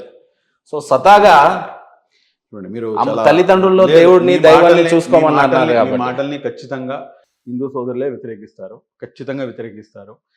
ధర్మం గురించి తెలుసుకోవడం ఎందుకు? మళ్ళీ ఈ రోజున వేద పాఠశాలలు ఎన్ని ఉన్నాయి? మీ పిల్లలు ఎంతమంది? ఎంతమంది మీ పిల్లలు? ఇద్దరు. ఎంతమందికి మీరు వేదాలు నేర్పించారు? ఓం భూర్భువ స్వహ మీ పిల్లలు పాడతారా? పాడతారా? క్వశ్చన్ మార్క్ అది. ఇది చెప్తే లేదండి మేము అలా పెంచమండి. ఇదేం మాట అండి అది? మీ కల్చర్ గురించి మీరు నేర్పించకపోతే ఎవడు నేర్పించాలి? పక్కనాడు వచ్చేసి పక్కనాడు కల్చర్ నేర్పించేస్తుండేనేమో వాడు పక్కనాడు వచ్చి నేర్పించేస్తున్నాడు అని చెప్పేసి వాడిపై పడి ఏడడం ఎంతవరకు సమంజసం అది? కానీ ఇక్కడ కాంట్రడిక్షన్ మళ్ళీ చెప్తాను. కాంట్రడిక్షన్ లేదు, ఏం లేదండి. ఇంత చదివి మీరు చెయ్యాల్సింది గురుగారు, మీరు చెయ్యాల్సింది గురుగారు నా మాట వినండి. లేదు మహేందర్ గారు, నేను ఈ మాటల్లో అయితే మటుకు వినండి నా మాట వినండి, చెప్తాను నా మాట. ఇన్ని ప్రార్థనలు ఇన్ని నమాజులు చేసేవాడు ఖచ్చితంగా ప్రతి హిందూ సోదరుడు భగవద్గీత ఏముంది, ఏం చెప్తుంది, భగవద్గీతని చదవాలి అంటాను నేను. అది 100%. ఏకీభవిస్తా. కాకపోతే ఇప్పుడు ఖచ్చితంగా ఉందా దమ్ము ధైర్యం అక్కడ లేదు. అవునా? లేకపోవడానికి కూడా కొన్ని కారణాలు ఉండవచ్చేమో అనే ఉద్దేశ కోణాన్ని నేను చెప్పాను. ఏం కారణాలు చెప్పండి? మీరు సరిగ్గా పనిచేయట్లేదు. ఎవరైతే ధర్మ పరిరక్షకులు అని చెప్పేసి చెప్పుకుంటున్నారో వాళ్ళు సరిగ్గా పనిచేయట్లేదు అంటాను నేను. వీళ్ళు ఎక్కువ పని చేసి మత మార్పులు చేసేస్తున్నారేమో. ఏడిస్తే ఏం లాభం అండి? ఇప్పుడు నేను మీ మనిషిని, నన్ను మీరు నా ఎడ్యుకేట్ చేయకపోతే నేను ఏం లాభం? మీరు చెప్పండి. మీరు నాకు పక్కనోడు ఎవడో వచ్చి నాకు ఎడ్యుకేట్ చేశాడు, నేను వాడి మాట విన్నాను, దాంట్లో తప్పేంటి? మీరు నాకు చెప్పుంటే నేనే మీ మాట వినేవాడిని కదా అంటాను నేను. ఓకే, ఇప్పుడు మా హిందూ సోదరుల్ని అసలు ధర్మం ఏం చెప్తుంది? ఇదిరా బాబు ధర్మం అంటే, ఇది ఇలా కాదు ఇలా ఉండాలి, ఇది ఇలా కాదు ఇలా చేయాలి, మినిమం ఏదైతే ఇది ఉన్నాయో రిచువల్స్ ఉన్నాయో అవి అన్నీ కూడా వాళ్ళకి నేర్పించాలా వద్దా? నేను చెప్తుంది. నేను వేరే విధంగా మిమ్మల్ని రెచ్చగొట్టట్లా. ఈ రోజున ఇందాక మీరు చెప్పారు ఆంధ్ర రాష్ట్రంలో మత మార్పులు జరుగుతున్నాయని. దీన్ని ఏ రకంగా ఆపుతారు మీరు? ఏ రకంగా ఆపుతారు చెప్పండి? 5,000 గుళ్ళు కట్టేస్తే ఆపేస్తారా? ఆపలేరు. Essence of your religion, it should reach to the peoples heart. Essence of the ఏదైతే ధర్మం చెప్తున్నటువంటి అసలు ఏదైతే ఎసెన్స్ ఉందో ఆ ఎసెన్స్ ప్రజలకి అర్థం కావాలి. దాన్ని మీరు ప్రాపగేట్ చేయాలి. నేను ఏకీభవిస్తున్నాను మీతో పాటు. కాకపోతే నా బాధ ఏంటంటే ఒక జడ్జి కూతురో ఒక ఎమ్మెల్యే కూతురో చాలా చక్కగా కల్చర్ నేర్పించి చాలా చదువు చెప్పి జాగ్రత్త చెప్పినప్పటికీ కూడా ఒకరితో ప్రేమలో పడుతుంది. తప్పు ఈ అమ్మాయి దనాలో తెలియదు, ఆ అబ్బాయి దనాలో తెలియదు. నేను చెప్పిన ఎవరితో తప్పు? ఆ పెంపకంది తప్పు. ఎంత బాగా పెంచినా కూడా ఏంటంటే బాగా పెంచేది ఊరుకోండి. బాగా పెంచితే కనుక అసలు ఈ క్వశ్చనే రేస్ కాదు. పెంపకంది తప్పు. అది ఎందుకు చేసుకోవాలండి? ఒళ్ళు బలిసి కొట్టుకుంటున్నారు. నేను ఇలాంటి మాటలు మాట్లాడను. ఎందుకు హిందూ ముస్లింని ఎందుకు పెళ్లి చేసుకోవాలి, ముస్లిం హిందూని ఎందుకు పెళ్లి చేసుకోవాలి, లేకపోతే క్రైస్తవుని ఎందుకు? ఇదంతా ఏంటండి? అన్ని నాటకాలు కాకపోతే ఏంటి చెప్పండి? ఇవన్నీ నాటకాలు కాకపోతే ఏంటి చెప్పండి? కాకపోతే ఎవరి మతాన్ని వాళ్ళు బాగా చదువుకొని ఎవరి మతంలో వాళ్ళు బాగుంటే తప్పులేదని అనలేరా మీరు? చేసుకోకూడదని చెప్పి కూడా నేను చెప్పను. సరే కాసేపటికి చేసుకున్నారు, వాళ్ళకి ఆ రాజ్యాంగం వాళ్ళకి ఆ హక్కు కల్పించింది, చేసుకుంటున్న వాళ్ళు గమ్మున ఉంటున్నారా? మళ్ళీ బజారు మీద పడుతున్నారు. బజారు మీద పడి ఎవరిని ఈడుస్తున్నారు? ఆయా ధర్మ పరిరక్షకుల్ని, ఆ ధర్మాన్ని మొత్తం కూడా ఈడుస్తున్నారు. అటు హిందూ ధర్మాన్ని ఈడుస్తున్నారు, ఇటు ముస్లిం ధర్మాన్ని ఈడుస్తున్నారు. నేను దీన్ని తప్పు అంటున్నాను. చేసుకుంటే చేసుకో, నువ్వు ఏడైనా సావు, నీ సావు. నీకు రాజ్యాంగం, నీకు ఇక్కడ ఉన్నటువంటి రాజ్యాంగం నీకు హక్కు కల్పించింది, నువ్వు చేసుకున్నావు, ఓకే గుడ్. బాగుంటే ఇబ్బంది ఏం లేదు. ఏమైనా చెడితే మట్టుకు ఆ ధర్మాన్ని రోడ్డు మీకు లాగుతున్నావు. కానీ ఎవరి ధర్మాన్ని వాళ్ళు పాటిస్తే తప్పు లేదు, కానీ పరాయి ధర్మాలని మా ధర్మంలోకి మార్చుకోవాలనేది తప్పు అనేది మీరు ఏకీభవిస్తారు? 100% ఏకీభవిస్తా. ఏమండి, నేను ఇందాకే చెప్పాను నేను మీకు. ఇప్పుడు వీళ్ళు ఏదైతే మారుతున్నారో, నేను ఇస్లాం ధర్మాన్ని పాటించే వ్యక్తిగా నేను చెప్తున్నాను. ఒక ముస్లిం అమ్మాయి ఒక హిందూ కుర్రోని ప్రేమించి పెళ్లి చేసుకుంటూ ఆ అమ్మాయి ధర్మం మారింది. ఎవరి కోసం మారింది ఆ అమ్మాయి? ఆయన గురించి లేకపోతే శ్రీరాములు గారి గురించి మాట్లాడిందా? లేకపోతే కృష్ణుడు గారి గురించి మారిందా? లేకపోతే వెంకటేశ్వర స్వామి గారి గురించి మారిందా? కాదు. తన ప్రేమ గురించి ఎవడైతే ఆ పురుషుడు ఉన్నాడో ఆ పురుషుడిని హస్తగతం చేసుకోవడానికి మారింది. Very simple. దాన్ని మరీ ఎక్కువగా మతం గురించి మాట్లాడాలంటే శుభ్లి గారికి నేను ఇంతకంటే ఎక్కువ పరీక్ష పెట్టలేను. కానీ ఏదేమైనా ఆయన రీసెంట్గా చాలా గౌరవప్రదమైన పోస్ట్లోకి వెళ్ళారు. దాని గురించి నేను ఇంటర్వ్యూలో అడుగుతాను అని చెప్పాను. So Urdu academy chairman. గతంలో ఉన్నదానికి ఈ రోజుకి ఏదైనా కాస్త భిన్నంగా చేయాలని అనుకుంటాం ఆ పోస్ట్లోకి వచ్చినప్పుడు. గతంలో ఆ పోస్టుకు ఉన్నటువంటి రెస్పెక్ట్ ఏంటి, మీరు వచ్చాక ఇంకెంత తీసుకొచ్చారు, అసలు మీకు పోస్ట్ అది ఎలా వచ్చింది అని అంటే ఏం చెప్తారు? అది నేను చెప్తే బాగుండదండి, ఎందుకంటే నా గురించి నేను చెప్పుకున్నట్టుగా ఉంటుంది. That won't look nice, but one thing I can say, దీని తర్వాత ఈ పోస్ట్ని ఎవరు తీసుకోకపోవచ్చేమో అనుకుంటున్నాను. కారణం ఎందుకంటే దానికి ఆ లెవెల్లోకి దానికి తీసుకెళ్ళి ఒక మైల్ స్టోన్ని సెటరైట్ చేసేసాము అనుకుంటున్నాను నేను ఆల్రెడీ. ఇంకా చాలా చేయాల్సి ఉంది. అంటే ఏ రకంగా మైల్ స్టోన్? ఏ రకంగా అంటే మీకు ఇంతకు ముందు ఉర్దూ అకాడమీ అనేది ఒకటి ఉండేది అని చెప్పి మీరు ఎప్పుడైనా విన్నారా? నాకైతే ఎప్పుడు కనపడలేదు నిజం. That's it. ఉమ్మడి రాష్ట్రంలో కూడా ఇప్పుడు అనిపించలేదు ఎప్పుడు నాకు. అనిపించలేదు. ఇప్పుడు మీకు అనిపిస్తుందా? అనిపిస్తుంది. అది that is self is a change. That it self is a change. అంటే ఎలాంటి రిఫార్మర్స్ తీసుకొచ్చారు మీరు? రిఫార్మ్స్ అంటేనండి మీరు చూడండి, అందరికన్నా ముందు నేను తీసుకున్నటువంటి మెయిన్ నిర్ణయం ఏంటంటే భాషకి మతంతో సంబంధం లేదు అని చెప్పేసి అక్కడ నేను కట్ చేసేసా ముస్లిం సమాజాన్ని. భాషకి మతంతో సంబంధం లేదు, ఉర్దూ భాష ముస్లింల యొక్క భాష ఏమాత్రం కూడాను కాదు అని చెప్పేసి. వాస్తవం అండి, ఊహు కాదు, వాస్తవం అది. ఉర్దూని మనం అందరం ఏమనుకుంటామంటే అదేదో ముస్లింల భాష అనుకుంటాం. ముస్లింల భాష కాదండి ఉర్దూ. ఉర్దూ ఈ దేశ భాష. ఈ దేశంలో పుట్టింది, ఈ దేశంలో పెరిగింది. ఈ దేశానికి స్వాతంత్ర ఉద్యమంలో అతిపెద్ద పాత్ర పోషించినటువంటి భాష ఏదైనా ఉందంటే కనుక అది ఉర్దూ భాష. ఉర్దూ భాషకి మతంతో అసలు ఏమాత్రం సంబంధం లేదు. ఉర్దూ భాషని ప్రమోట్ చేసింది ముస్లింల కన్నాను ఎక్కువగా నాన్ ముస్లిమ్సే. ఇది నాకు చాలా ఇంట్రెస్టింగ్ టాపిక్ కూడా నాకు దొరికింది ఇది. నాకు చాలా ఇంట్రెస్టింగ్ అనిపించింది. కాబట్టి ఉర్దూ భాషకి మతంతో సంబంధం లేదని చెప్పేసి ఒక లిటరరీ కమిటీని స్థాపించి ఆ లిటరరీ కమిటీ ద్వారా అనేకమైనటువంటి కార్యక్రమాలు. రెండవది ఏంటంటే 1975 డిసెంబర్ 20వ తారీఖున ఉర్దూ అకాడమీ అనేది స్థాపించారు. కరెక్ట్ 50వ సంవత్సరంలో గోల్డెన్ జూబ్లీ టైం నాకు దొరికింది. దానికి నేను సురూరే ఉర్దూ మహోత్సవ్ అని చెప్పేసి ఒక నెల రోజుల పాటు దాన్ని తీసుకొని ముందుకు కొనసాగడం జరిగింది. సరే, పదవిలో ఏముండదండి, నేను అనుకునేది ఒకటే, పదవిలో ఏముండదు. పదవి ఏ పదవి అయినా కానీ ఒకటే. ఒక చిన్న స్థాయి పదవి అయినా కానీ, పెద్ద స్థాయి పదవి అయినా, ఎమ్మెల్యే అయినా ఇంకో ఏదన్నా కానీ. కానీ ఆ పదవికి, ఆ పదవిపై ఎవడైతే ఉంటాడో అతను ఆ పదవికి వెన్నదస్తాడు. కాబట్టి పదవి చిన్నదా పెద్దదా నేను ఎప్పుడూ ఆలోచించాను. పని చేయడానికి మాకు ఒక ప్లాట్ఫామ్ కావాలి. ఆ ప్లాట్ఫామ్ని ఆ దేవుడు చంద్రబాబు నాయుడు గారి ద్వారా మాకు ప్రసాదించాడు. దొరికినటువంటి అవకాశాన్ని సద్వినియోగం చేసుకోవడం నా యొక్క బాధ్యత. ఆ బాధ్యతను 24/7 365 days into 3 years కంటిన్యూస్గా పనిచేస్తాం. అందులో ఎటువంటి అనుమానం లేదు. కొంతమంది నుంచి వచ్చినటువంటి రూమర్స్ అంటామా లేకపోతే ఏమంటామో తెలియదు, కానీ మీకు ఏ అర్హతలు ఉన్నాయి అని చెప్పేసి ఉర్దూ అకాడమీ చైర్మన్ మీకు ఇచ్చారు అని అంటే, అలాంటి వాళ్ళకి మీరు ఇచ్చే ఆన్సర్? నాకు ఏం అర్హత లేదండి. నాకు ఉన్నంత అర్హత ఎల్లా ఒకటే. ఆ అర్హత ఏమిటంటే, ఈ ప్రపంచంలో అందరికన్నా దౌర్భాగ్యుడు, అందరికన్నా దరిద్రుడు, అందరికన్నా స్టూపిడ్ ఫెలో ఎవరన్నా ఉన్నారంటే అది ఫారూక్ షిబ్లీ ఒకటే. మిగిలిన ప్రపంచం మొత్తం మంచిది అని చెప్పేసి అనుకునేటటువంటి సిద్ధాంతం కలిగినటువంటి వాడిని నేను. అదే నా అర్హత. తెగిచోడికి తెడ్డని రాకుండా ఆన్సర్. సరే, ఏదేమైనా గడిచినటువంటి కొన్ని నెలలుగా చూస్తున్నాం, భారతదేశంలో అత్యధికంగా నిధులు ఆంధ్ర రాష్ట్రానికే చెందినాయని, క్వాంటమ్ వ్యాలీస్ కానీ, గూగుల్ కానీ, మైక్రోసాఫ్ట్లు కానీ, ఎయిర్పోర్ట్స్ కానీ, ఈ డెవలప్మెంట్స్ అన్నీ ఒక ఎత్తులో చూస్తాం. కానీ గతంలో మేమే అన్నీ చేస్తున్నాము, ఇప్పుడు అవి శంకుస్థాపన మేము చేస్తుంటే ప్రారంభాలు ఇవి చేస్తున్నారని చెప్పి వైఎస్ఆర్సీపీ అని అంటున్నారు. వైఎస్ఆర్సీపీలో ఉన్న హయాంలో ఉన్న డెవలప్మెంట్ ఇప్పుడు చంద్రబాబు నాయుడు గారు వచ్చిన తర్వాత కూటమి ప్రభుత్వం ఏ రకంగా ఉన్నాయి అని అంటే నాగలో కానీ ఉన్నంత తేడా ఉందండి. నక్కకి నాగలో కానీ ఉన్నంత తేడా ఉంది. సింపుల్గా దాని ఇష్యూని క్లోజ్ చేసేస్తాను. లోపల వేసుకునే లోదుస్తులు కడ్రాయర్ కంపెనీ దగ్గర నుంచి తీసుకొని లూలు మాల్ లాంటి పెద్ద పెద్ద కంపెనీల వరకు అన్నీ కూడాను హాంఫట్ అయిపోయినాయి. రాష్ట్రం వదిలి పారిపోయినాయి వీరి యొక్క అరాచకాలని తట్టుకోలేక.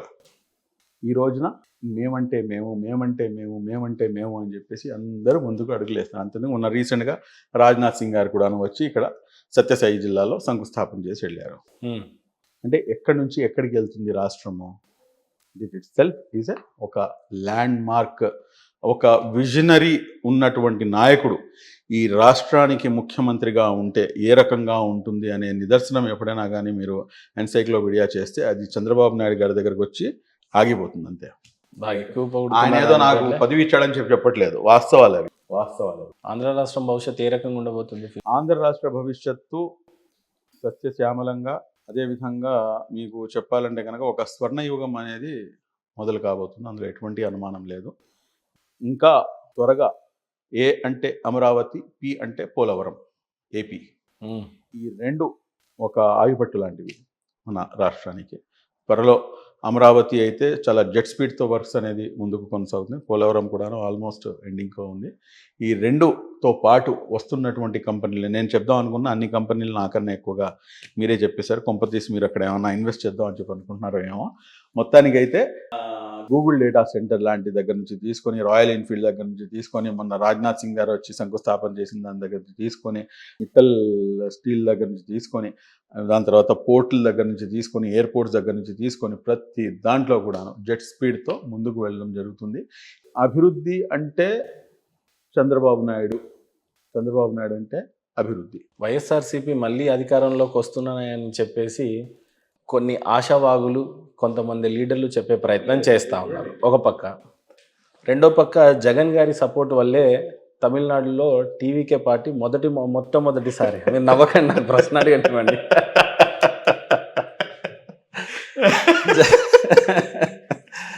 టీవీకే పార్టీకి జగన్ గారి సపోర్ట్ ఉండడం వల్ల టీవీకే పార్టీ గెలిచింది. నేను నవ్వుతుంది జగన్మోహన్ రెడ్డి గారిని కించపరచడానికి కాదు, ఆయన స్థాయిని మీరు తగ్గిస్తున్నారు. ఎవరండి విజయ్? ఓన్లీ తమిళనాడు ముఖ్యమంత్రి. అసలు నిన్నగా మన జరిగినటువంటి అతను ఉన్నాడు కదా బిల్ క్లింటన్, అదే మన కేఏ పాల్ ఏ రకంగా అయితే మాట్లాడతాడో అదే విధంగా అదే కోణంలో ఇప్పుడు మన ట్రంప్ గారిని కూడాను ప్రెసిడెంట్ చేసింది ఈయన ఫోటో పెట్టుకుని ఆయన ప్రెసిడెంట్గా గెలిచింది. ఆ విషయం మీకు ఇది ఇంటర్నల్ సర్కిల్స్లో ఉన్నటువంటి టాక్. నేను నాకు నవ్వు వచ్చింది అందు గురించి. మీరు స్థాయిని తగ్గిస్తున్నారు జగన్మోహన్ రెడ్డి గారిది. ట్రంప్ గారు ఈ రోజున ఆయన ఆ పదవిలో కూర్చుని ఉన్నారంటే కనుక మీకు తెలియదు, వెనకాల అదృశ్యంగా ఒక ఇది ఉంటుంది, బొమ్మ ఉంటుంది. జగన్మోహన్ రెడ్డి గారి బొమ్మ ఒకటి పెట్టుకుని ఉంటాడు ఆయన. నమ్మగా నువ్వు గతంలో ఇలాగనే మీతో నవ్వుతే అది ఏదో అయింది వైరల్. మరి టీవీకే పార్టీతో కాంగ్రెస్ కలవటం ఏ రకంగా చూస్తారు? అంటే డబుల్ ఇంజన్ సర్కార్ అని చాలా పార్టీలు కూడా ఆయనతో కలిసి చంద్రబాబు నాయుడు గారు పనిచేస్తున్నట్టుగా కాకుండా అసలు వద్దంటే వద్దు అని ఉండటం, కాంగ్రెస్తో పొత్తు పెట్టుకోవటం, టీవీకే పార్టీ యొక్క భవిష్యత్తు చూస్తున్నట్టయితే ఏ రకంగా అనిపిస్తూ ఉంది? టీవీకే పార్టీ భవిష్యత్తు ఈ అంశాలు ఇప్పుడే మాట్లాడడం చాలా తొందరపాటు అవుతుంది. కానీ ఒకటైతే నాకు బాగా నచ్చినటువంటి అంశం ఏంటంటే, అతను ఏదైతే చెప్పాడో ఎన్నికల కన్నా ముందు దాన్ని నిలబెట్టుకోవడానికి అతను ఎక్కడ కూడా కాంప్రమైజ్ కాలేదు. ఇప్పుడు ఉన్నటువంటి పరిస్థితులు ఏంటంటే నేషనల్ లెవెల్లో ఉన్నటువంటి పార్టీతో పాటు కలిసి వెళ్ళాలి అని చెప్పేసి ఎవరైనా కానీ కూడా కోరుకుంటారు. కానీ నేను ఖచ్చితంగా ఇటువంటి పార్టీలకు నేను వ్యతిరేకం అని చెప్పేసి ఒక స్టాండ్ తీసుకుని విజయ్ అదే స్టాండ్ పై ఉండి. కానీ కాంగ్రెస్తో కలవడం ఏ రకంగా చూడొచ్చు? అంటే ఆయన పదవి నిలబెట్టుకోవడానికే చూడొచ్చా, లేకపోతే ఫ్యూచర్లో ఖచ్చితంగా కాంగ్రెస్తో కలిసి పనిచేస్తాము అని ఆయన అనుకుని చేయవచ్చండి. కానీ నాకైతే విజయ్ గెలుపు అనేది ఒక థర్డ్ ఫ్రంట్ ఏ రకంగా అయితే అక్కడ రెండు పార్టీలని కాదని అలా సడన్గా అతను బయటికి రావటము, అతను గెలుపొందడం అనేది నిజంగా చాలా ఆశ్చర్యానికి గురి చేసింది. చాలా మందికి చేసింది, అందులో నేను కూడా ఒకడిని. అంతే. అంటే గతంలో చూస్తే ఎన్డీఏ కూటమిలో ఉన్న ఈరోజు జనసేన పార్టీ అధ్యక్షుడు పవన్ కళ్యాణ్ గారే గెలవకపోవటం, ఈ రోజున విజయ్ గారితో కంపేర్ చేయటం, ఇది ఏ రకంగా చూడండి. మీకు పక్కన ఈ సందులో ఉండేటటువంటి ఏదైతే భౌగోళిక స్వరూపం ఉంటుందో పక్క సందులో ఉండదు. సందు గురించి మాట్లాడుతున్నాను నేను. ఒక సందులో ఉన్నటువంటి రాజకీయ పరిస్థితులు అంటే కొంతమంది నిపుణులు పవన్ కళ్యాణ్ గారు ఒంటరిగా పోటీ చేయండి రానున్న రోజుల్లోనైనా కనీసం అని అంటే ఆయన్ని రెచ్చగొట్టడం తప్పించి ఇంకేం కాదు. కానీ ఆయన రెచ్చిపోయే పరిస్థితులు అయితే ఆయన లేడు. పోనీ టీవీకే పార్టీ అంత ఆల్ ఆఫ్ సడన్ గెలవడానికి గల కారణాలు ఏమేమి ఉండొచ్చు అంటే దాంట్లో మేజర్ కారణం నాకు తెలిసినంత వరకు అండి, అక్కడ ఆ తమిళనాడు ప్రజల్లోనే ఒక చైతన్యం ఉంది. తమిళనాడు ప్రజలు, తమిళనాడు ఓటర్లలో ఒక చైతన్యం ఉంది. ఆ చైతన్యం ఏమిటంటే వాళ్ళు ప్రతి 5 సంవత్సరాలకు ఒకసారి పార్టీ మార్చడం వాళ్ళకి అలవాటు. ఎవరిని కూడా నెక్స్ట్ టైం ఇవ్వరు. ఆ రకంగానే చూడొచ్చా? ఆ రకంగానే చూడాలండి, ఇంకా వేరే. కానీ ఈ రోజుల్లో రాజకీయాలు కులం మతం ఆధారితంగానే అవుతున్నట్టుగా కనపడతా ఉంది. అది టీవీకే పార్టీకి ఎంత మేరకు పనిచేసిందంటే ఏమంటారు? అంటే ప్రజలు మీరు ఇక్కడ గమనించాల్సిన అంశం ఏంటంటే అందరికన్నా ఎక్కువ ఆధ్యాత్మికమైనటువంటి ప్రాంతం కూడాను తమిళనాడు. అనేకమైనటువంటి గుళ్ళు గోపురాలు ఉన్నటువంటి ప్రాంతం కూడాను తమిళనాడు. నేను ఇందాక మీకు ఏదైతే నేను ఎడ్యుకేట్ అని చెప్పేసి ధర్మం గురించి ఎడ్యుకేట్ చేయండి అని చెప్పేసి ఏదైతే చెప్పానో ఇదే రీజన్ దాని వెనకాల కూడాను. వాళ్ళు అంత పిచ్చిగా వాళ్ళు ఏమి కూడాను మతం ఏది చెప్తే అది వాళ్ళు నమ్మేరు. వాళ్ళు ప్రతిదీ కూడాను తెలుసుకొని ఎడ్యుకేట్ అయ్యి తనకి తాను మన ధర్మం ఏం చెప్తుందో అనేది, వాళ్ళు మంచి ఏంటి చెడేంటి అనేది వాళ్ళే వ్యత్యాసం చేసుకొని ఒక డిసిషన్కి వస్తారు. దేశాన్ని 60 సంవత్సరాలు పాలించినటువంటి కాంగ్రెస్ ఒక పక్క, గత దశాబ్దం కాలం పాటు పాలిస్తున్న బీజేపీ పార్టీ ఒక పక్క. కాక్రోచ్ అనే పార్టీని పెట్టిన అబ్బాయి కూడా ఈ దేశంలో లేని అబ్బాయి అయినా సరే, దాన్ని దూరాతే అని ఒక అబ్బాయి సపోర్ట్ చేయడం, ఇంకో అతను ఇటలీలో ఉండడం, ఈయన ఆస్ట్రేలియాలో ఉండడం, ఇంకో అతను అమెరికాలో ఉండటం. పార్టీని స్థాపించాము, పెట్టాము, ఫాలోవర్స్ ఉన్నారు, ఇదంతా బాగుంది. ఫ్యూచర్లో కొంపదీసి ఎక్కడైనా ఈ ఇంటర్ డిగ్రీ చదివిన పిల్లలు అన్ని కాన్స్టిట్యున్సీలలో పోటీ చేయగలిగి వీళ్ళందరికీ జెన్జిలంతా ఓటేసి భారతదేశం యొక్క ఔన్నత్యానికి ఏమన్నా వంపుగా ఉందా, లేదు ఈ పార్టీని ఏ రకంగా చూడొచ్చు సర్క్యులేట్ అవుతుంది అని మీరు నేను అలా అనుకోవడానికి అవకాశం ఏముంది చెప్పండి. ఏదైతే భారత రాజ్యాంగం ఉందో, రాజ్యాంగం ఏదైతే హక్కులు ప్రతి పౌరుడికి ప్రసాదించిందో అయ్యే హక్కులు వాళ్ళకి కూడాను ఉంటాయి. ఒకవేళ వేసేటటువంటి ఓటర్ల మహాశయులు కనుక ఓట్లు వేస్తే కనుక, ఇప్పుడు నిన్న అక్కడ విజయ్ పార్టీ గెలిచి వచ్చింది, ఇక్కడ కూడాను అవ్వచ్చు, అందులో తప్పే ఉంది. కానీ దానికి చాలా చైతన్యం కావాలి. అంత చైతన్యవంతులుగా మన యువకులు తయారయ్యారా అంటే కనుక మళ్ళీ దాని గురించి మనం డిస్కస్ చేయాల్సిందే. అంత చైతన్యవంతులు కనుక మన యువకుల్లో చైతన్యం అంత ఉండుంటే కనుక కొన్ని అంశాలు ఈ రకంగా ఉండకపోవచ్చు. ఒక రకమైన బాధ ఏమిస్తుందని అంటే, రాజకీయాలు అసలే భాషా భావజాలాలు, కులం, మతం, వాళ్ళ ప్రాంతాలని బట్టి చాలా విషయాలు ఆల్రెడీ జరుగుతూ ఉన్నాయి. ఇంకోటి డిస్క్రిమినేషన్ నడుస్తూ ఉంది. మెన్కి సపోర్ట్ చేయలేదని ఉమెన్కి సపోర్ట్ చేయలేదన్న రిజర్వేషన్ నడుస్తూ ఉంది. ఇప్పుడు ఉన్న యువత కూడా ఒక డివైడ్ అండ్ పాలిటిక్స్కి యూజ్ అవుతే గనక ఇది భారతదేశానికి ముంపుగా కనపడట్లేదా ఫ్యూచర్ అని మనం ఇప్పుడే it's too early to say anything. అందులో మనం ఇప్పటిదాకా, ఎందుకంటే అది ఇంకా పొలిటికల్ పార్టీగా ఏం అవతారం ఎత్తలేదు, బట్ 20 మిలియన్ ఫాలోవర్స్కి దగ్గరగా ఉంది. సో డెఫినెట్గా ఏంటంటే ఇంతమంది రియాక్ట్ అవుతున్నారంటే, ఈ ఎవరైతే ఈ జెన్జీలో ఏవైనా ఒక అల్లకల్లోలం ఏమైనా ఉందా, వాళ్ళకి కావాల్సింది మనం ఏమైనా చెయ్యలేకపోతున్నామా, ఆలోచించాలి. నిరుద్యోగస్తులు ఎక్కువ మంది అయిపోయారా, ఈ అంశాలపై మనం ఆలోచన చేసి. కానీ ఈ ఫ్రస్ట్రేషన్ వెలగక్కాల్సింది అన్ని పార్టీల మీద, కాకపోతే బీజేపీని టార్గెట్ చేయటం అనేది ఏ రకంగా చూడొచ్చు? ఈ ఖచ్చితంగా అధికారంలో ఏదైతే పార్టీ ఉంటుందో ఆ అధికారంపై పని ఏడుస్తారు కదండి సహజంగా. అది బీజేపీని అని చెప్పేసి ఏముంది, బీజేపీ అధికారంలో ఉంది కాబట్టి బీజేపీపై ఇది చేస్తున్నారు. అంటే రాహుల్ గాంధీ లాంటి వాళ్ళు కాక్రోచ్ పార్టీని స్వాగతించడం అనేది కొంపదీసి కాంగ్రెస్ పార్టీ ఏమన్నా కాక్రోచ్లో విలీనం అవుతుందా అన్నట్టుగా కనిపించింది సపోర్ట్ అయితే. దీన్ని ఏ రకంగా చూడొచ్చు? లేదండి, అంటే మీరు చూసుకుంటే కనుక ఇప్పుడు వీళ్ళకి 20 మిలియన్స్ ఉంటే కనుక ఐ థింక్ కాంగ్రెస్కి 13-14 మిలియన్స్ వాళ్ళకి ఉన్నాయి ఇన్స్టాగ్రామ్లో. బీజేపీకి హార్డ్లీ 10 మిలియన్స్ ఉన్నట్టున్నాయి. ఇన్స్టాగ్రామ్లో మీకు కాంగ్రెస్కే ఎక్కువ ఫాలోవర్స్ ఉన్నారు. అధికారంలో ఎవరున్నారు? అంతే కదా. సో సోషల్ మీడియా అనేది వన్ ఆఫ్ ద మేజర్ అస్త్రంగా మారింది, అందులో ఎటువంటి అనుమానం లేదు. I don't deny that. But social మీడియాతోనే మీరు రాజకీయం మొత్తం చేసేస్తానంటే కనుక నో. డిజిటల్ మీడియాని ఏ రకంగా చూడొచ్చు? ఒకప్పుడు శాటిలైట్ ఛానల్స్ని చూశారు, ఇప్పుడు యూట్యూబ్ ఛానల్స్ని చూస్తూ ఉన్నారు. టీవీకే పార్టీ చూసినట్లయితే ప్రధాన ఛానల్స్ అన్నీ కూడా డిఎంకే, ఏఐడిఎంకే ఉన్నప్పుడు మీరు ఎవరు ఏం చేసినా కానీ వారు తీసుకునేటటువంటి డిసిషన్స్ ఏదైతే ఉంటాయో ఆ డిసిషన్స్, ఇప్పుడు మీడియా అంటే ఏంటంటే, నేను చెప్తున్నటువంటి మాటలు, నేను ఇక్కడ కూర్చొని మీరు నన్ను ఇంటర్వ్యూ చేస్తున్నారు, ఇది ఇంత ఇక్కడ ఎవరున్నారు, 2 కెమెరామ్యాన్లు ఉన్నారు, మన 2 అసిస్టెంట్లు ఉన్నారు, 4 మాత్రమే వింటున్నారు. మీ మీడియం ద్వారా అనేక మందికి చేరవేయటానికి. బట్ ఇది మీ థాట్ ప్రాసెస్ ద్వారా మీరు క్వశ్చన్స్ చేస్తున్నారు, నా థాట్ ప్రాసెస్తో నేను జవాబిస్తున్నాను. దీన్ని ప్రపంచానికి చూపించడానికి ఈ మీడియాని మనం ఉపయోగిస్తున్నాము, అంతే కదా. కాబట్టి మీ మేధస్సు శక్తి అనేది ఇక్కడ ఇంపార్టెంట్. మీరు ఏం చేయబోతున్నారు, మీరు ఎలా చేయబోతున్నారు, మీరు ఎందుకు చేయబోతున్నారు అనేది ఖచ్చితంగా మీరు ఒక దిశానిర్దేశం చేయాల్సిందే కదా. అదేదో కేవలం సోషల్ మీడియాలో పెట్టి వదిలేస్తే అయిపోతుందా అంటే నో. దానికి కూడాను ఒక యాక్షన్ ప్లాన్ ఉంటుంది. మీరు ఏం చేయబోతున్నారు, ఎలా చేయబోతున్నారు, ఏంటి అనేది ప్రతిదీ కూడాను నిర్దిష్టంగా ప్రజలకి కన్విన్స్ చేయగలగాలి. ఈ రోజున ప్రతి కాక్రోచ్ చూసిన కాక్రోచ్ ఒకటి పెట్టి మైక్ పట్టుకొని అడిగేస్తుంది, అది ఇట్ వోంట్ వర్కౌట్. ఇప్పుడు కాక్రోచ్లు పోటీ చేస్తే ఏంటి?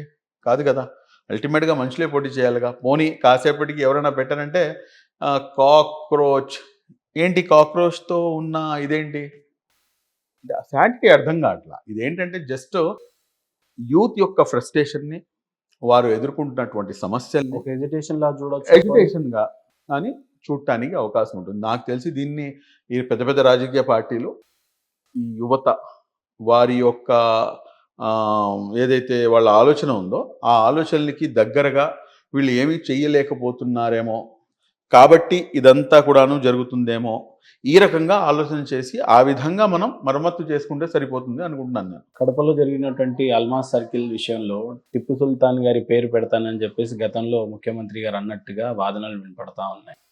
రీసెంట్గా చూసినట్లయితే దానికి ఆంజనేయ స్వామి సర్కిల్ పెడతానని కొంతమంది అని అంటున్నారు. ఈ వివాదంలో మీరు ఏ రకంగా స్పందిస్తారంటే ఏమంటారు?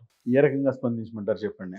ఇప్పుడు నిజంగా అన్ని అంశాల్లో కూడాను ప్రతిసారి కూడాను మాట్లాడేటటువంటి వ్యక్తిని, అందరికన్నా ముందు వరుసలో ఉండి ఈ విషయాన్ని కూడాను అడ్రస్ చేస్తాను. బట్ ఈ అంశంలో మాట్లాడకపోవడానికి గల కారణాలు అనేకమైనటువంటివి ఉన్నాయి. ఇందులో మరీ ముఖ్యంగా ఏంటంటే 2019లో గౌరవ ముఖ్యమంత్రి గారు, అప్పుడు కూడాను ముఖ్యమంత్రి గారే 2019లో ఎలక్షన్ సమయంలో ఆయన మాట ఇస్తారు.